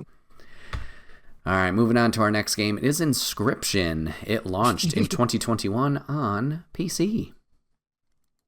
See, while I know you've played this game, and I know you've played it extensively because you got further than I did because you knew the secrets and mysteries that the game unfolds into. But I also, I never beat the game because once I got to like that secondary part of the game, I was like, this is over my head. I'm overwhelmed and I'm kind of done. I just kind of like the card battling shit. Yeah. But so I don't really know how it ends. I don't know if it does ever end. I don't know if it keeps you in a purgatory hell for forever. I'm gonna say that you played it though. I feel like you saw it through to the end because you do really enjoy this game, and it is a great game. So it is for sure.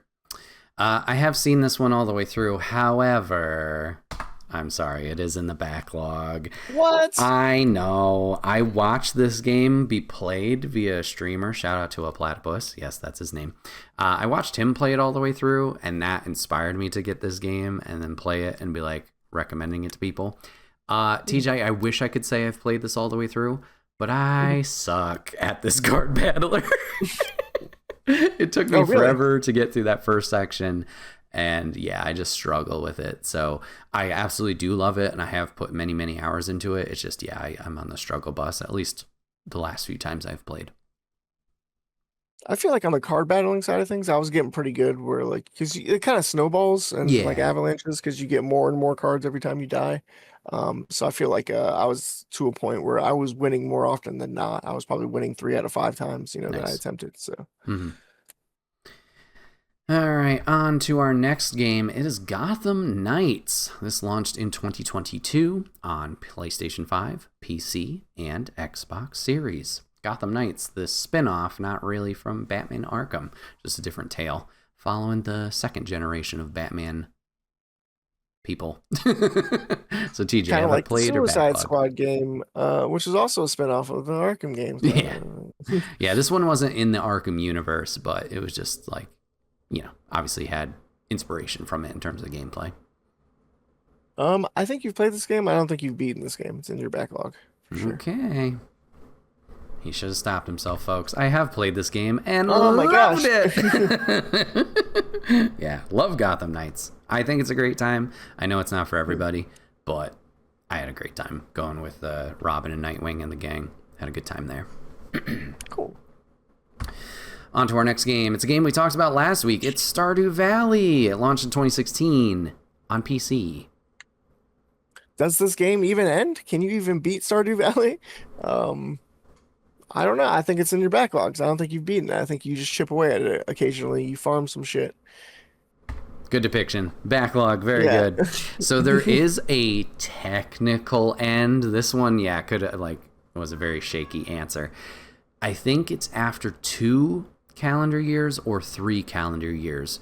The game opens up where your grandfather passes and he passes this farm on to you. That's how you inherit it. And at the end of that 2 or 3 years, spoiler, not that it really matters, your grandpa revisits you and says, oh, you did a good job, or kind of gives you feedback on your journey. I've never reached that point. I've always played it, like you said, for chunks, played up to a year, and then to kind of move on to the other thing and stuff like that. I think after that point with your grandfather, in terms of a story narrative, I think it's endless, but I've never gotten to that point, so I can't say for sure. So, good deduction there. Bonus Jonas. This one might be an alley-oop, I'm going to be honest, because you talked about it last week. Concerned Ape is working on his next title. What's it called? How did I know this was going to be the question before you even asked it? It's the Haunted Chocolatier. Very good. Yeah, I did have a separate, Stardew-focused question, because I was working on this quiz for a while, but then you told me, I've never played it. And I was like, oh, well, I can't throw that in there, because it's game-specific, so I went with this one. Sure. And then in listening to last week's episode, I was like, oops, well, he said it directly. It'll be a freebie. Who cares? Yeah. I'm excited for the Haunted Chocolatier. For sure. Moving on to our next game, it is Dead Rising. This is specifically Dead Rising 1. It launched in 2006 on the Xbox 360. Now remember, this also does encapsulate the remaster. So I could have played the original in 2006 on Xbox 360 or the Dead Rising remaster, whatever the fuck they called it, in recent years. So TJ, what do you think? Have I played this one, or is it in the backlog? First of all, the fact that Dead Rising is exactly 20 years old is gross. I feel old.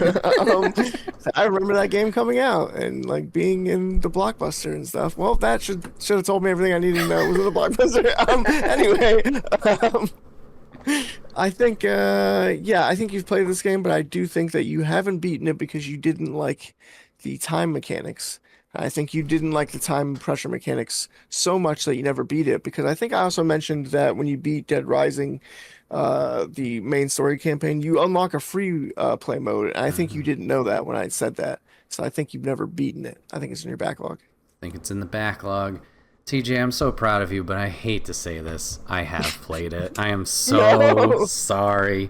You're remembering everything except the last little detail.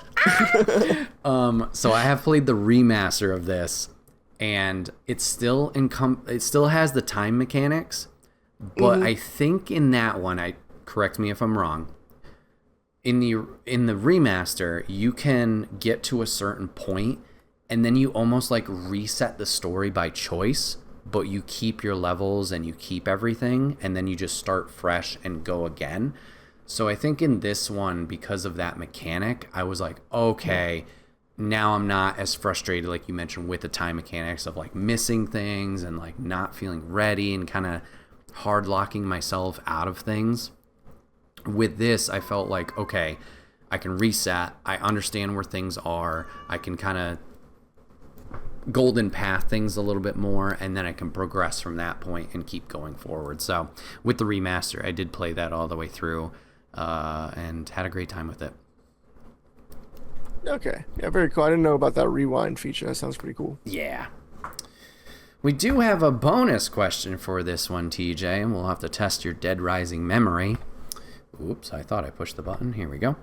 There have been a few protagonists in the Dead Rising franchise. Can you name them? I have 3 answers. I will give you the point if you can name 2 out of the 3. Oh my God, Mike's gonna kill me. Hi, Mike. I can't remember his name. I know it's Frank, but Okay, I so we got don't Frank. remember. I don't remember his last name. Oh, you don't. I don't need last names. We can just go off of first names. That's totally fine. For Frank, it's Frank West, just for clarity. But yeah, so I'm looking for the protagonist in Dead Rising 2 and the protagonist in Dead Rising 3. I will say they're both male, because Capcom's sexist. No. Second one was the motorbike one. Yep. What is a good name for a motorbike? I don't know. Rob? Is his name Rob? It's not Rob. I don't know. I think honestly the only one I know is Frank, because I definitely I've only seen Dead Rising 2 and never played it. Okay. And I haven't seen or played Dead Rising 3, so Okay. I'll try and give a little bit of a hint here. We'll stick on the Dead Rising 2 guy, because I can't think of any funny, like, quiz questions for the third. Okay, one of our guests, Mudhorn. This is not his name, but could be a version of his name. Chuck.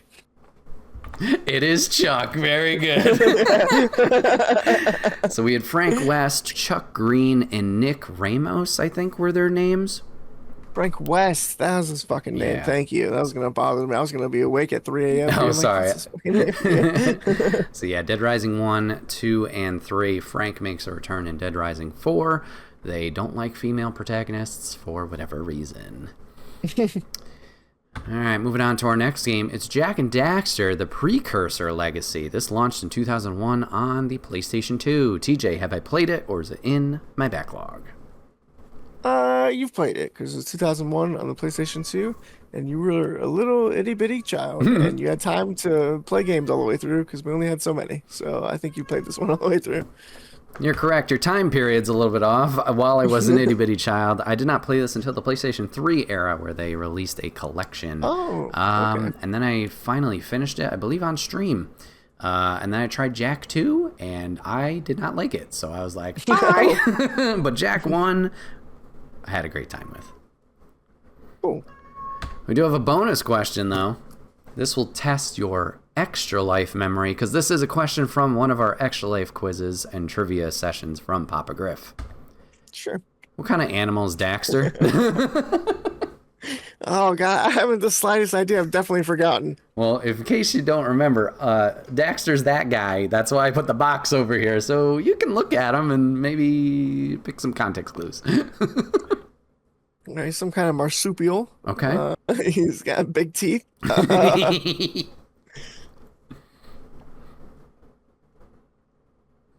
What are those things called that smile really big? That are like super cute. Oh, a quokka? Quokka, yeah, he's a quokka for sure. I don't know if quokka was in the zeitgeist in 2001, but I appreciate it. Is that your final answer, a quokka? Yeah, because I got no other guesses. Fair enough. He's an otzel. He's an otter and a weasel kind of mishmash together. Is that a real thing? Can you get a... No, otzel is a fake animal, but otter and weasel are real ones. Yeah. Okay, because like a liger, I think is a real thing. I think so. Well, to my knowledge, an otzel sterile. is not. So, but Yeah. who knows? Yeah, biology's weird. Moving on to our next game, we are coming up on the halfway point, if I did my math correctly. It's Destroy All Humans. It launched in 2005 on the PlayStation 2 and Xbox, or just Xbox console. I'm gonna say you've played it. Pretty fun game, pretty short game. That is true. Pretty short, pretty fun. I have played this one. Nice job, TJ. Yeah. This one I did play as an itty bitty child. I have started the remaster of it and have not finished the remaster of it. I've never played these games, honestly. Yeah. Good time. Yeah, the remasters have enticed me a little bit, but I've always been like, I don't know if I want to spend the money because they're very short games. But yeah, fair enough. Yeah, I mean, I wouldn't say they're like extremely short. I'm sure if you like Golden Path it, Beeline it, they can be shorter, but it's got that Grand Theft Auto type of gameplay style where it's open. So okay. you can cause chaos and just have some fun there if you want. Cool. We do have a bonus question. What's unique about crypto across the Destroy All Humans games? Crypto. This might be Crypto is your main guy. He's the alien. So this might be a little tougher question if you haven't played it. Yeah, I haven't played it, so I don't know. His name is Crypto. Does he do rug pulls on unsuspecting fans? Is that what he does? I don't think so, but you want to try something else? um, shoot. Maybe he can talk to humans or something? I don't know. Okay.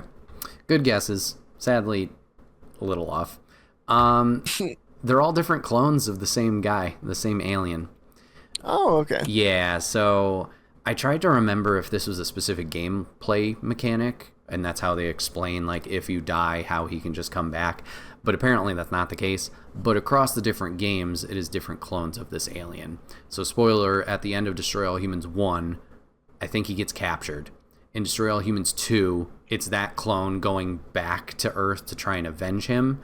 And then in the third and fourth game, it's different clones from there, but I don't know the details. So, yeah. Moving on to our next game, it's everybody's favorite. It's Knack. It launched in 2013 on the PlayStation 4. Have I played the Sony game of the century, Knack?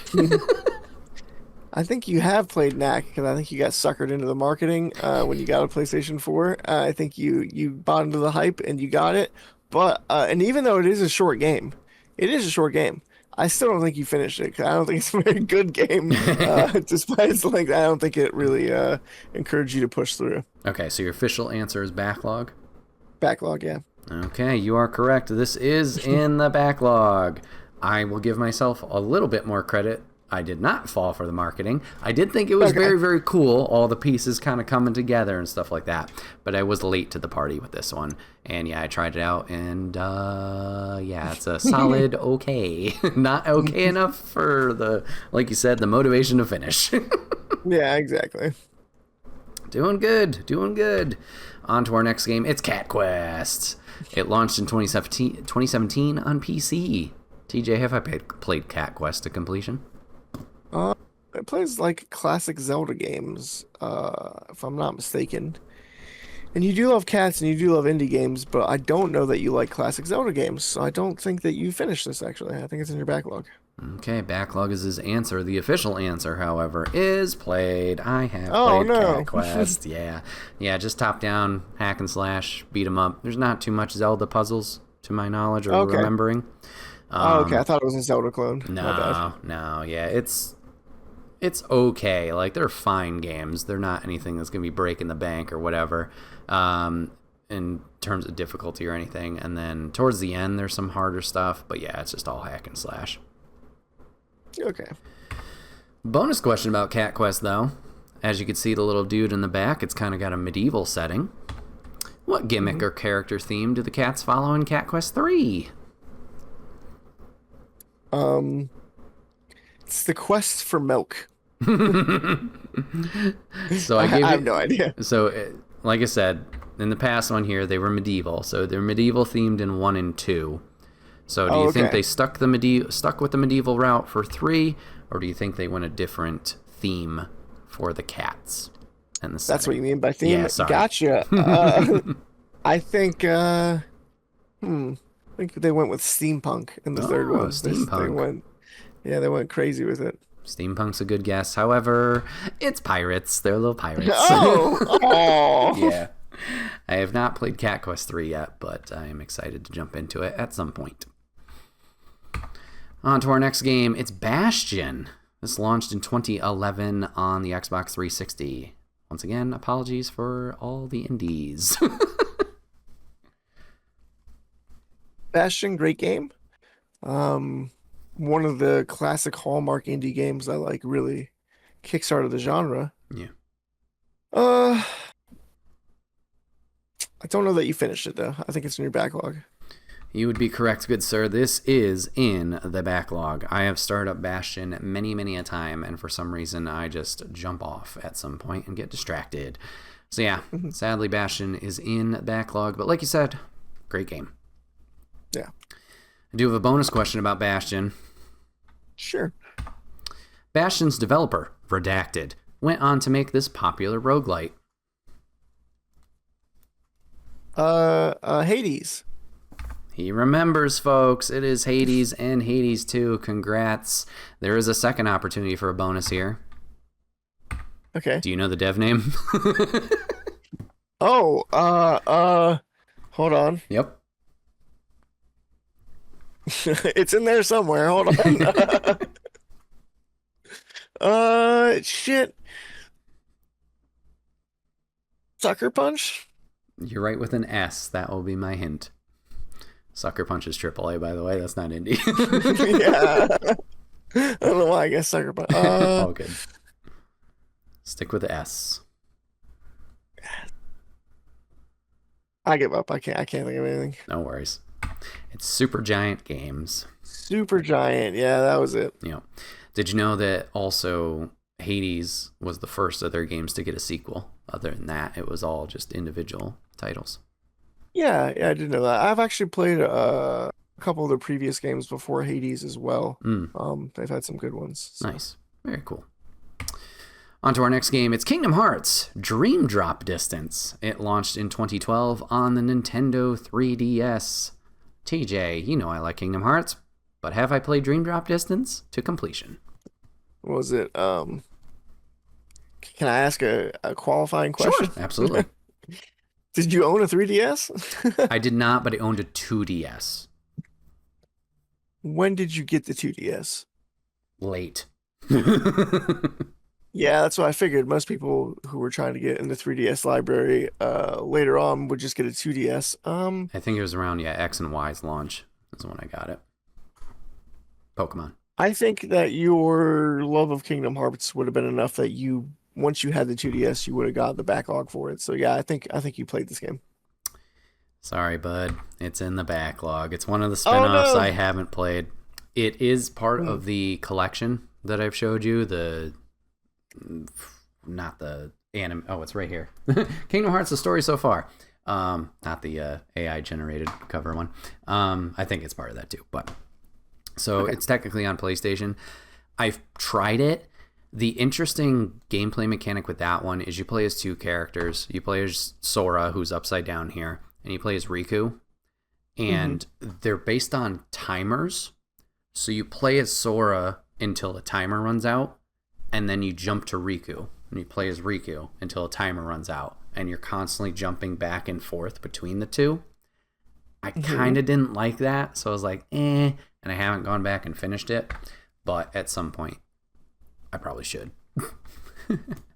I know that. I don't like that mechanic either. That sounds awful. Yeah, you can. There's ways you can like expand the timer and make it longer for each character. I don't remember specifics because it's been a while since I tried it out, but. So I like when I can just like luxuriate in a game and just like looking to take my time and not worry about a timer over my head. Yeah, that is fair. Moving on to our next game, it's Devil May Cry. It launched in 2001 on the PlayStation 2. So have I played Devil May Cry or is it in the backlog? I think it's in the backlog. I don't think you've played Devil May Cry yet. I think you have aspirations of playing Devil May Cry, but I don't think you've played Devil May Cry. Not the original one, at least. Gotcha. It's in Damn. your backlog. I'm sorry, buddy. I've played this one. Oh, no. Devil May Cry 5 was about to come out, and I was like, I really like this one, or it looks cool. I should play 1 through 4. Streamed 1 through 4. And then I tried Devil May Cry 5, and me being me, jumped off the train. So, yeah, sorry. Okay, well, maybe that was me projecting a little bit, because I have aspirations of playing Devil May Cry 1, and I have not played it, so yeah. That's a game that I would like to play. I just never have. I think I've played a little bit of Devil May Cry 5, but like you kind of bounce off of it, and that is my only Devil May Cry experience. It's just randomly like 2 chapters in Devil May Cry 5. Yeah, the games are good. I really enjoyed most of 1 through 4. I can't remember specifically, but it's either Devil May Cry 2 or Devil May Cry 3. Rough City Jones. And that's like a widely known thing. So I would just be careful of that if you ever jump into it. Duly noted. Well, this one might be tough, but maybe you can use some Marvel vs. Capcom information to help you out. What are the names of Dante's pistols?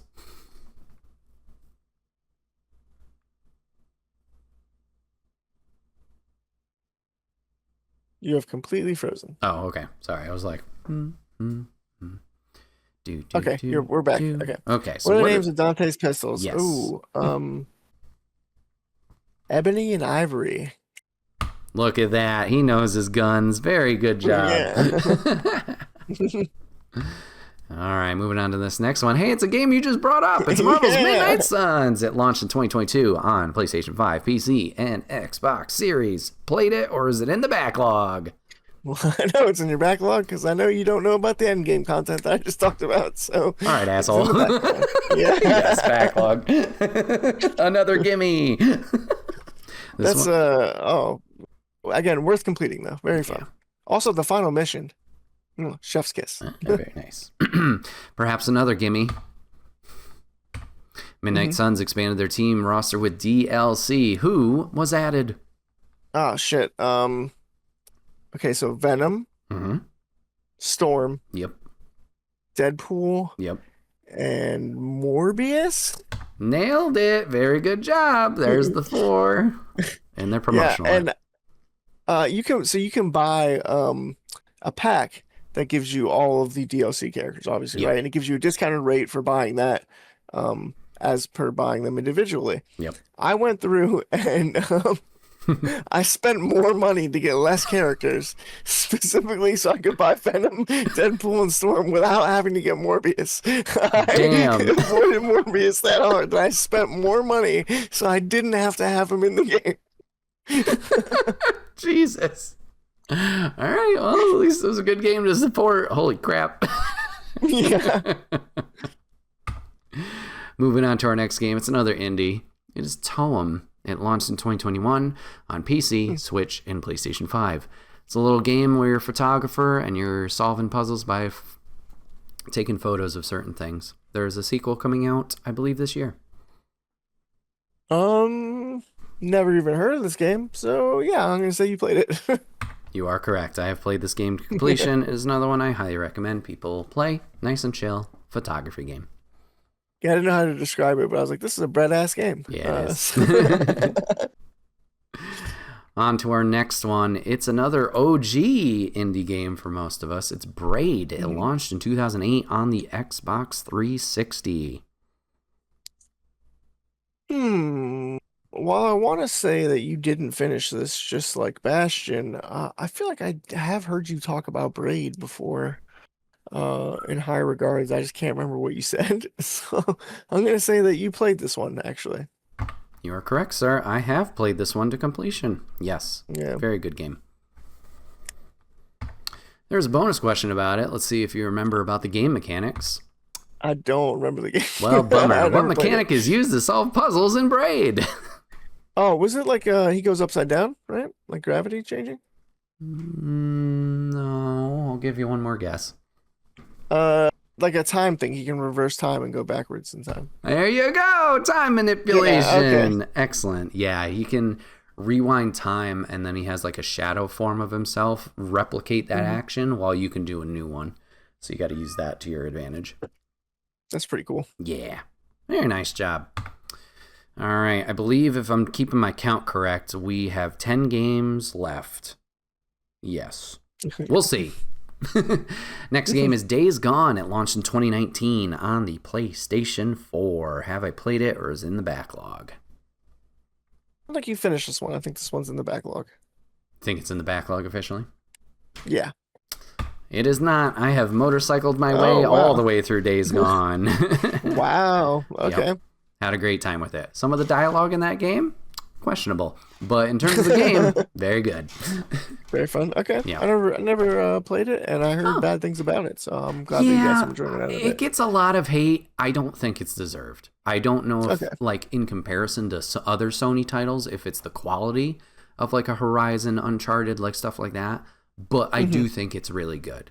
Like I did mention, some of the dialogue, cringe. But as a game itself, very impressive, very good. I highly recommend people go play this one. Because, yeah, it gets shit on too much.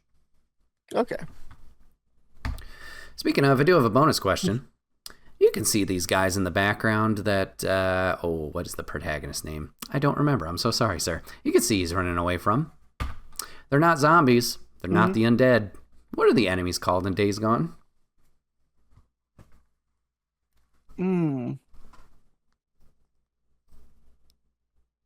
I could just go generic and say, like, infected. Okay. But, I don't know. I feel like that gets used in a lot of different things. Not the undead. They're not zombies. Are they shamblers? Is that the final answer? No, I do want to say though that I read this book where there were zombies, and the zombies all would laugh. Oh. So they called them Chucks, or Chuckles, Chuckle fucks. So like, there's some Chucks out there. I thought that was a great name for zombies, but I don't know. I got. I'm gonna say the infected. Yeah, just cover my bases. That's a good safe guess. This one's a little bit more comical than that. They're called freakers. Freakers? Yeah. Nice. Yeah. I will say that is a big perk of this game. As you and the audience can see visually, there's a lot of the freakers behind the hero here. That was very impressive in this game. They fit a lot of these guys on screen, and they have hordes of them around the map. And when you interact with those hordes, holy crap, is it terrifying seeing all of the masses run at you and you have to deal with them. That is like one of the most fun, I would say, parts of this game, is dealing with those hordes.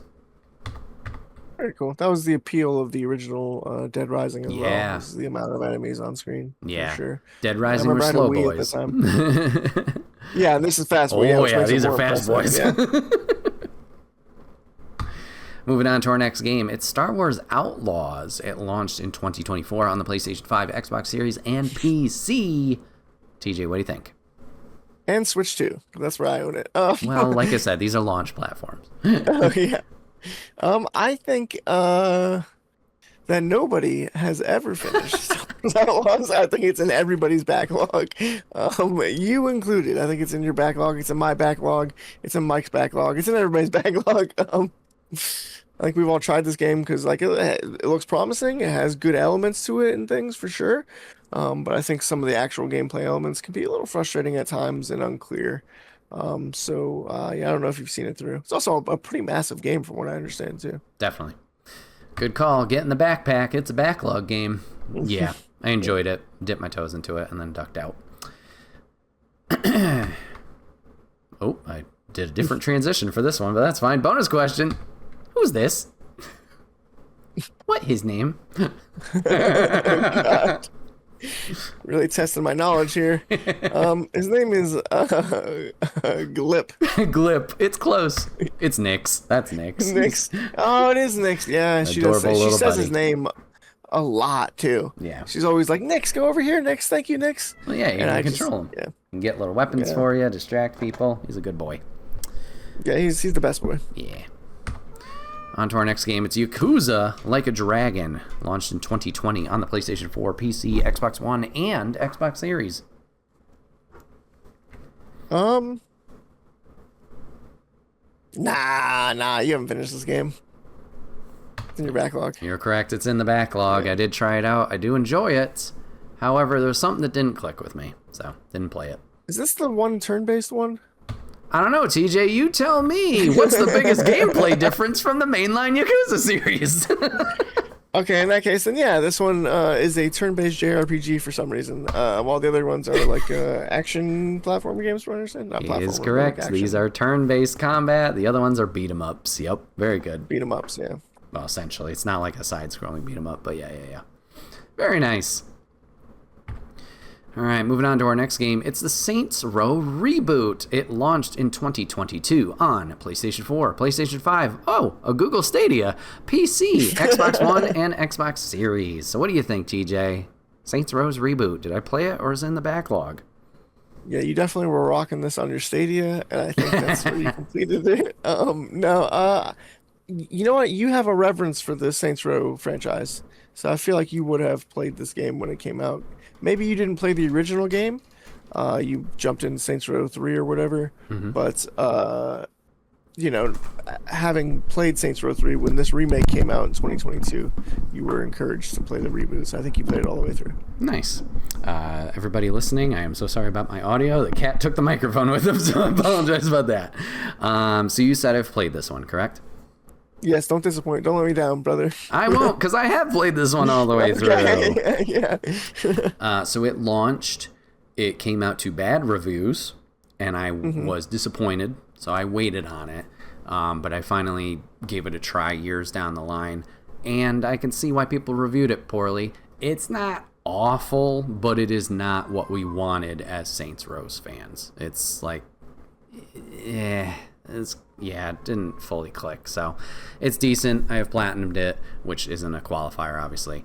But yeah, it was fine. All right, nice job there. We're almost done, I promise. Next one is Danganronpa Ultra Despair Girls. It launched in 2014 on the PlayStation Vita. Do you think I've played this, or is it in the backlog? It's in the backlog. I don't think you owned a Vita. So. There is a hint on screen, TJ. Oh, there's a PlayStation 4. There's a PlayStation 4 version. So does that sway your answer at all? No, because I think you played like 3, and then you quit because the ending was really bad. So this seems like a spinoff, and you wouldn't have played the spinoff after being disappointed by the main franchise. Fair enough. Unfortunately, timeline-wise, you're wrong. I have played this one. Okay. So this launched in between 2 and 3. This was a totally different game. As you can see by this screenshot, it's a third-person shooter. Okay. And it follows it's a sister of a main character. And, I was fully invested in the story at that point before Danganronpa 3 came out. So I was like, yeah, I'll play it. And it's decent. It's all right. It's not too bad. All right, TJ, I hate to do it to you. There's a bonus question for this one. What's his name?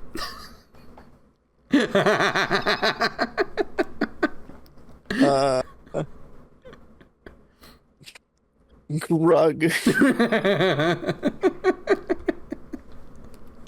Which is kind of an inside joke. We were on my Switch 2 when Brett was down here, and I had to register an amiibo because Brett very nicely got me an amiibo for my birthday. Not just any amiibo, but like a Kirby Air Riders one, so it's one of the big ones with the removable boards, and it's more expensive and cool.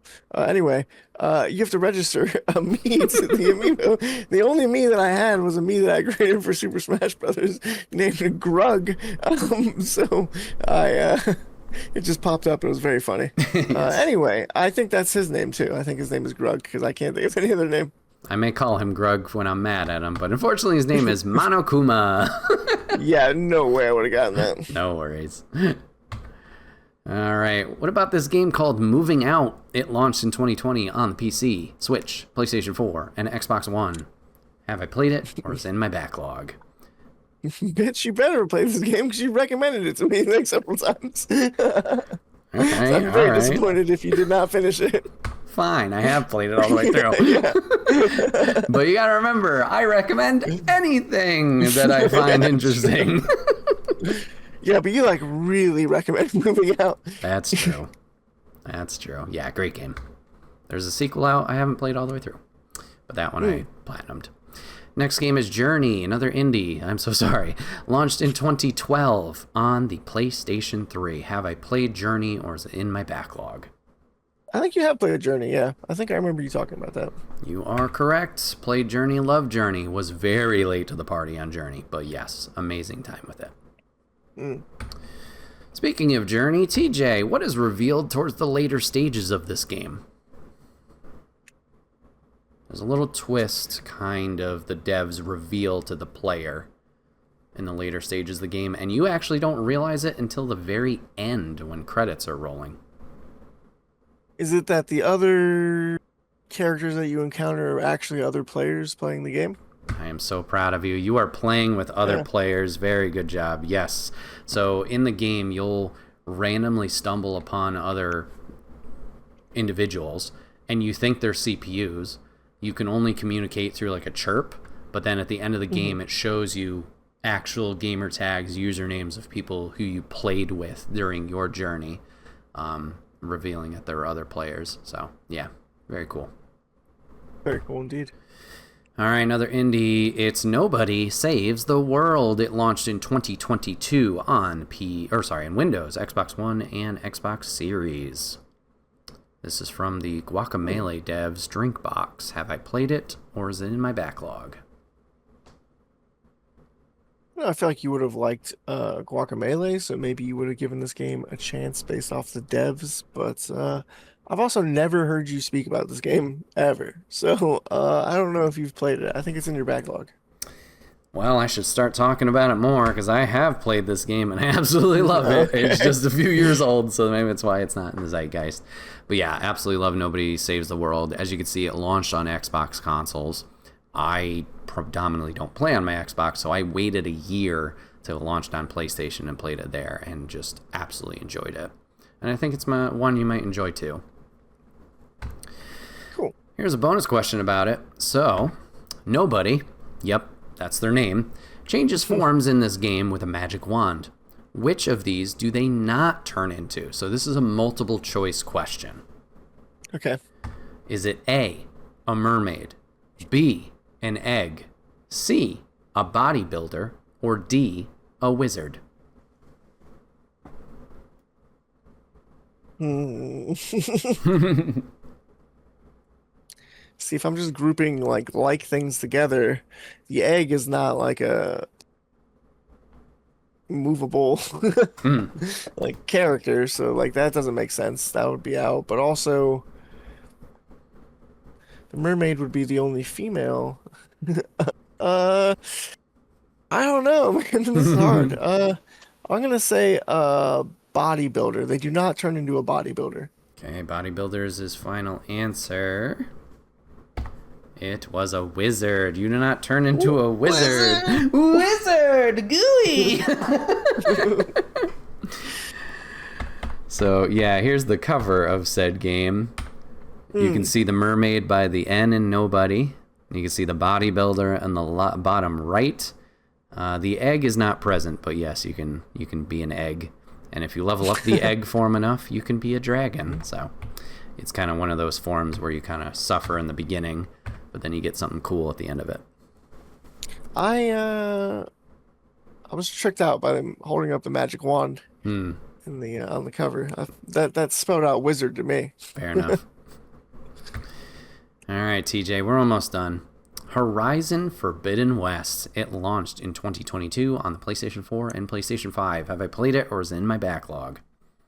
It's in your backlog because you've told me expressly that you have not finished this game. Well, he remembers. It is in the backlog, and I hate that it's in my backlog because I loved the original.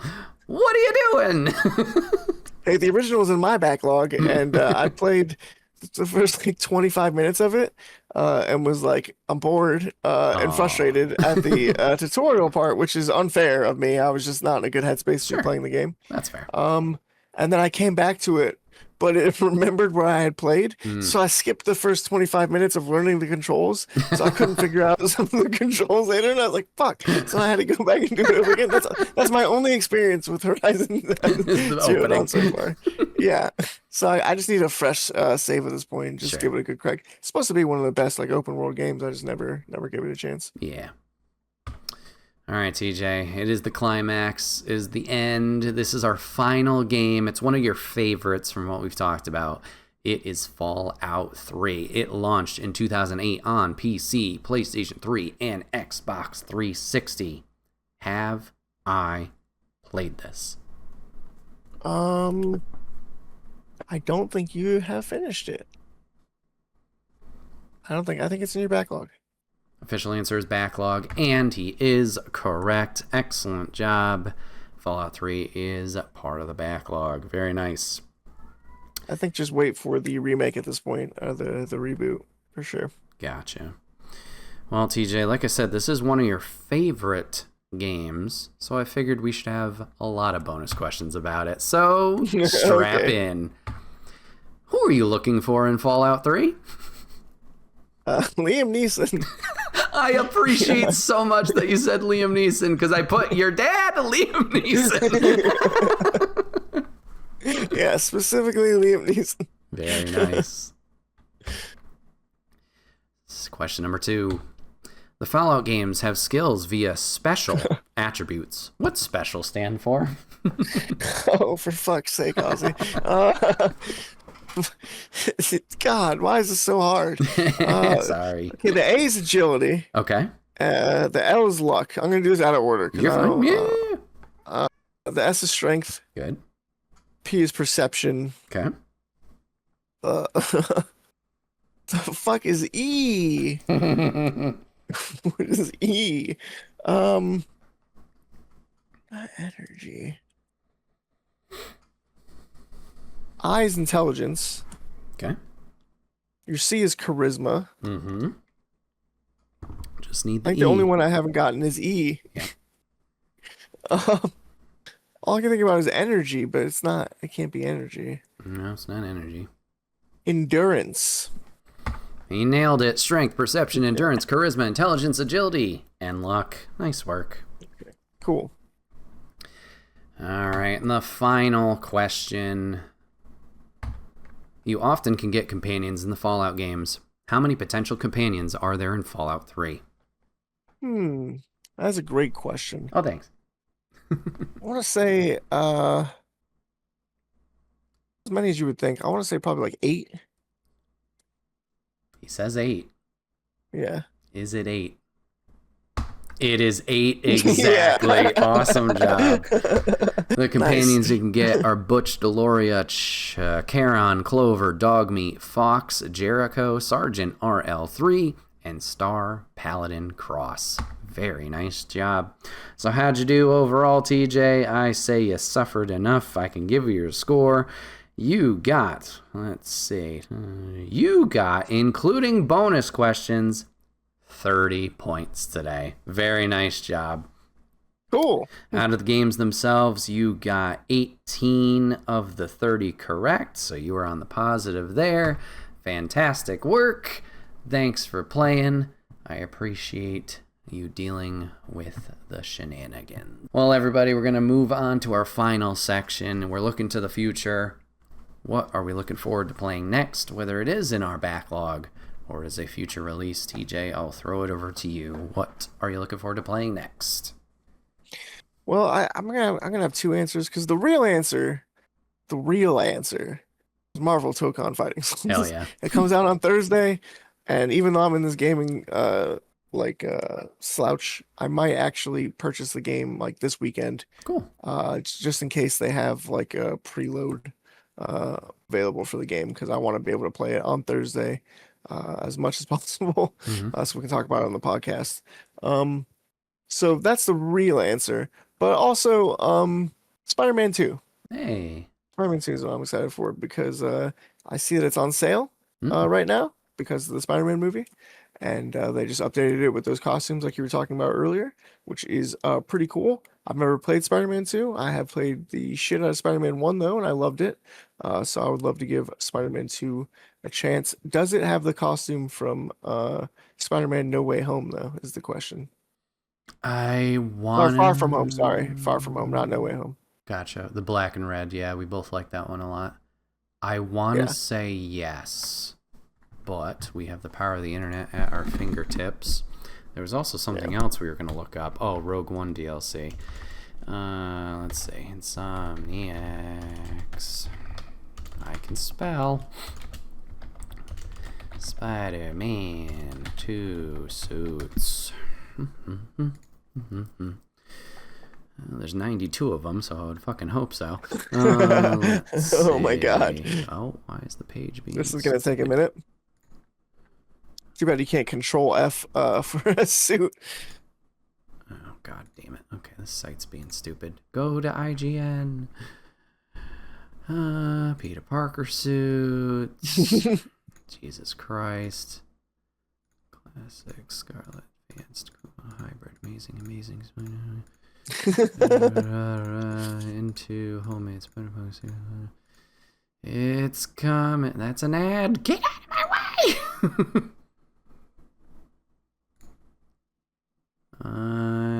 I could have scrolled. Because I forgot they all had like alternates to the alternates. Oh, nice. So there was like different preset colors, which was pretty nice. So I forgot they had that. Well, there's a lot of variety in the costumes there. Yes. Yes. Okay, Far From Home is in there. Yep. Nice. Yeah. So you got that. So that's cool. Have you played Miles Morales? You are breaking up again. Oh, sorry. Have you played the Miles Morales game? Oh, yes. I did not finish it, though. I played like half of it. Gotcha. Which is a shame because it's a very short game. And I was having a lot of fun with it. But, yeah. Mm-hmm.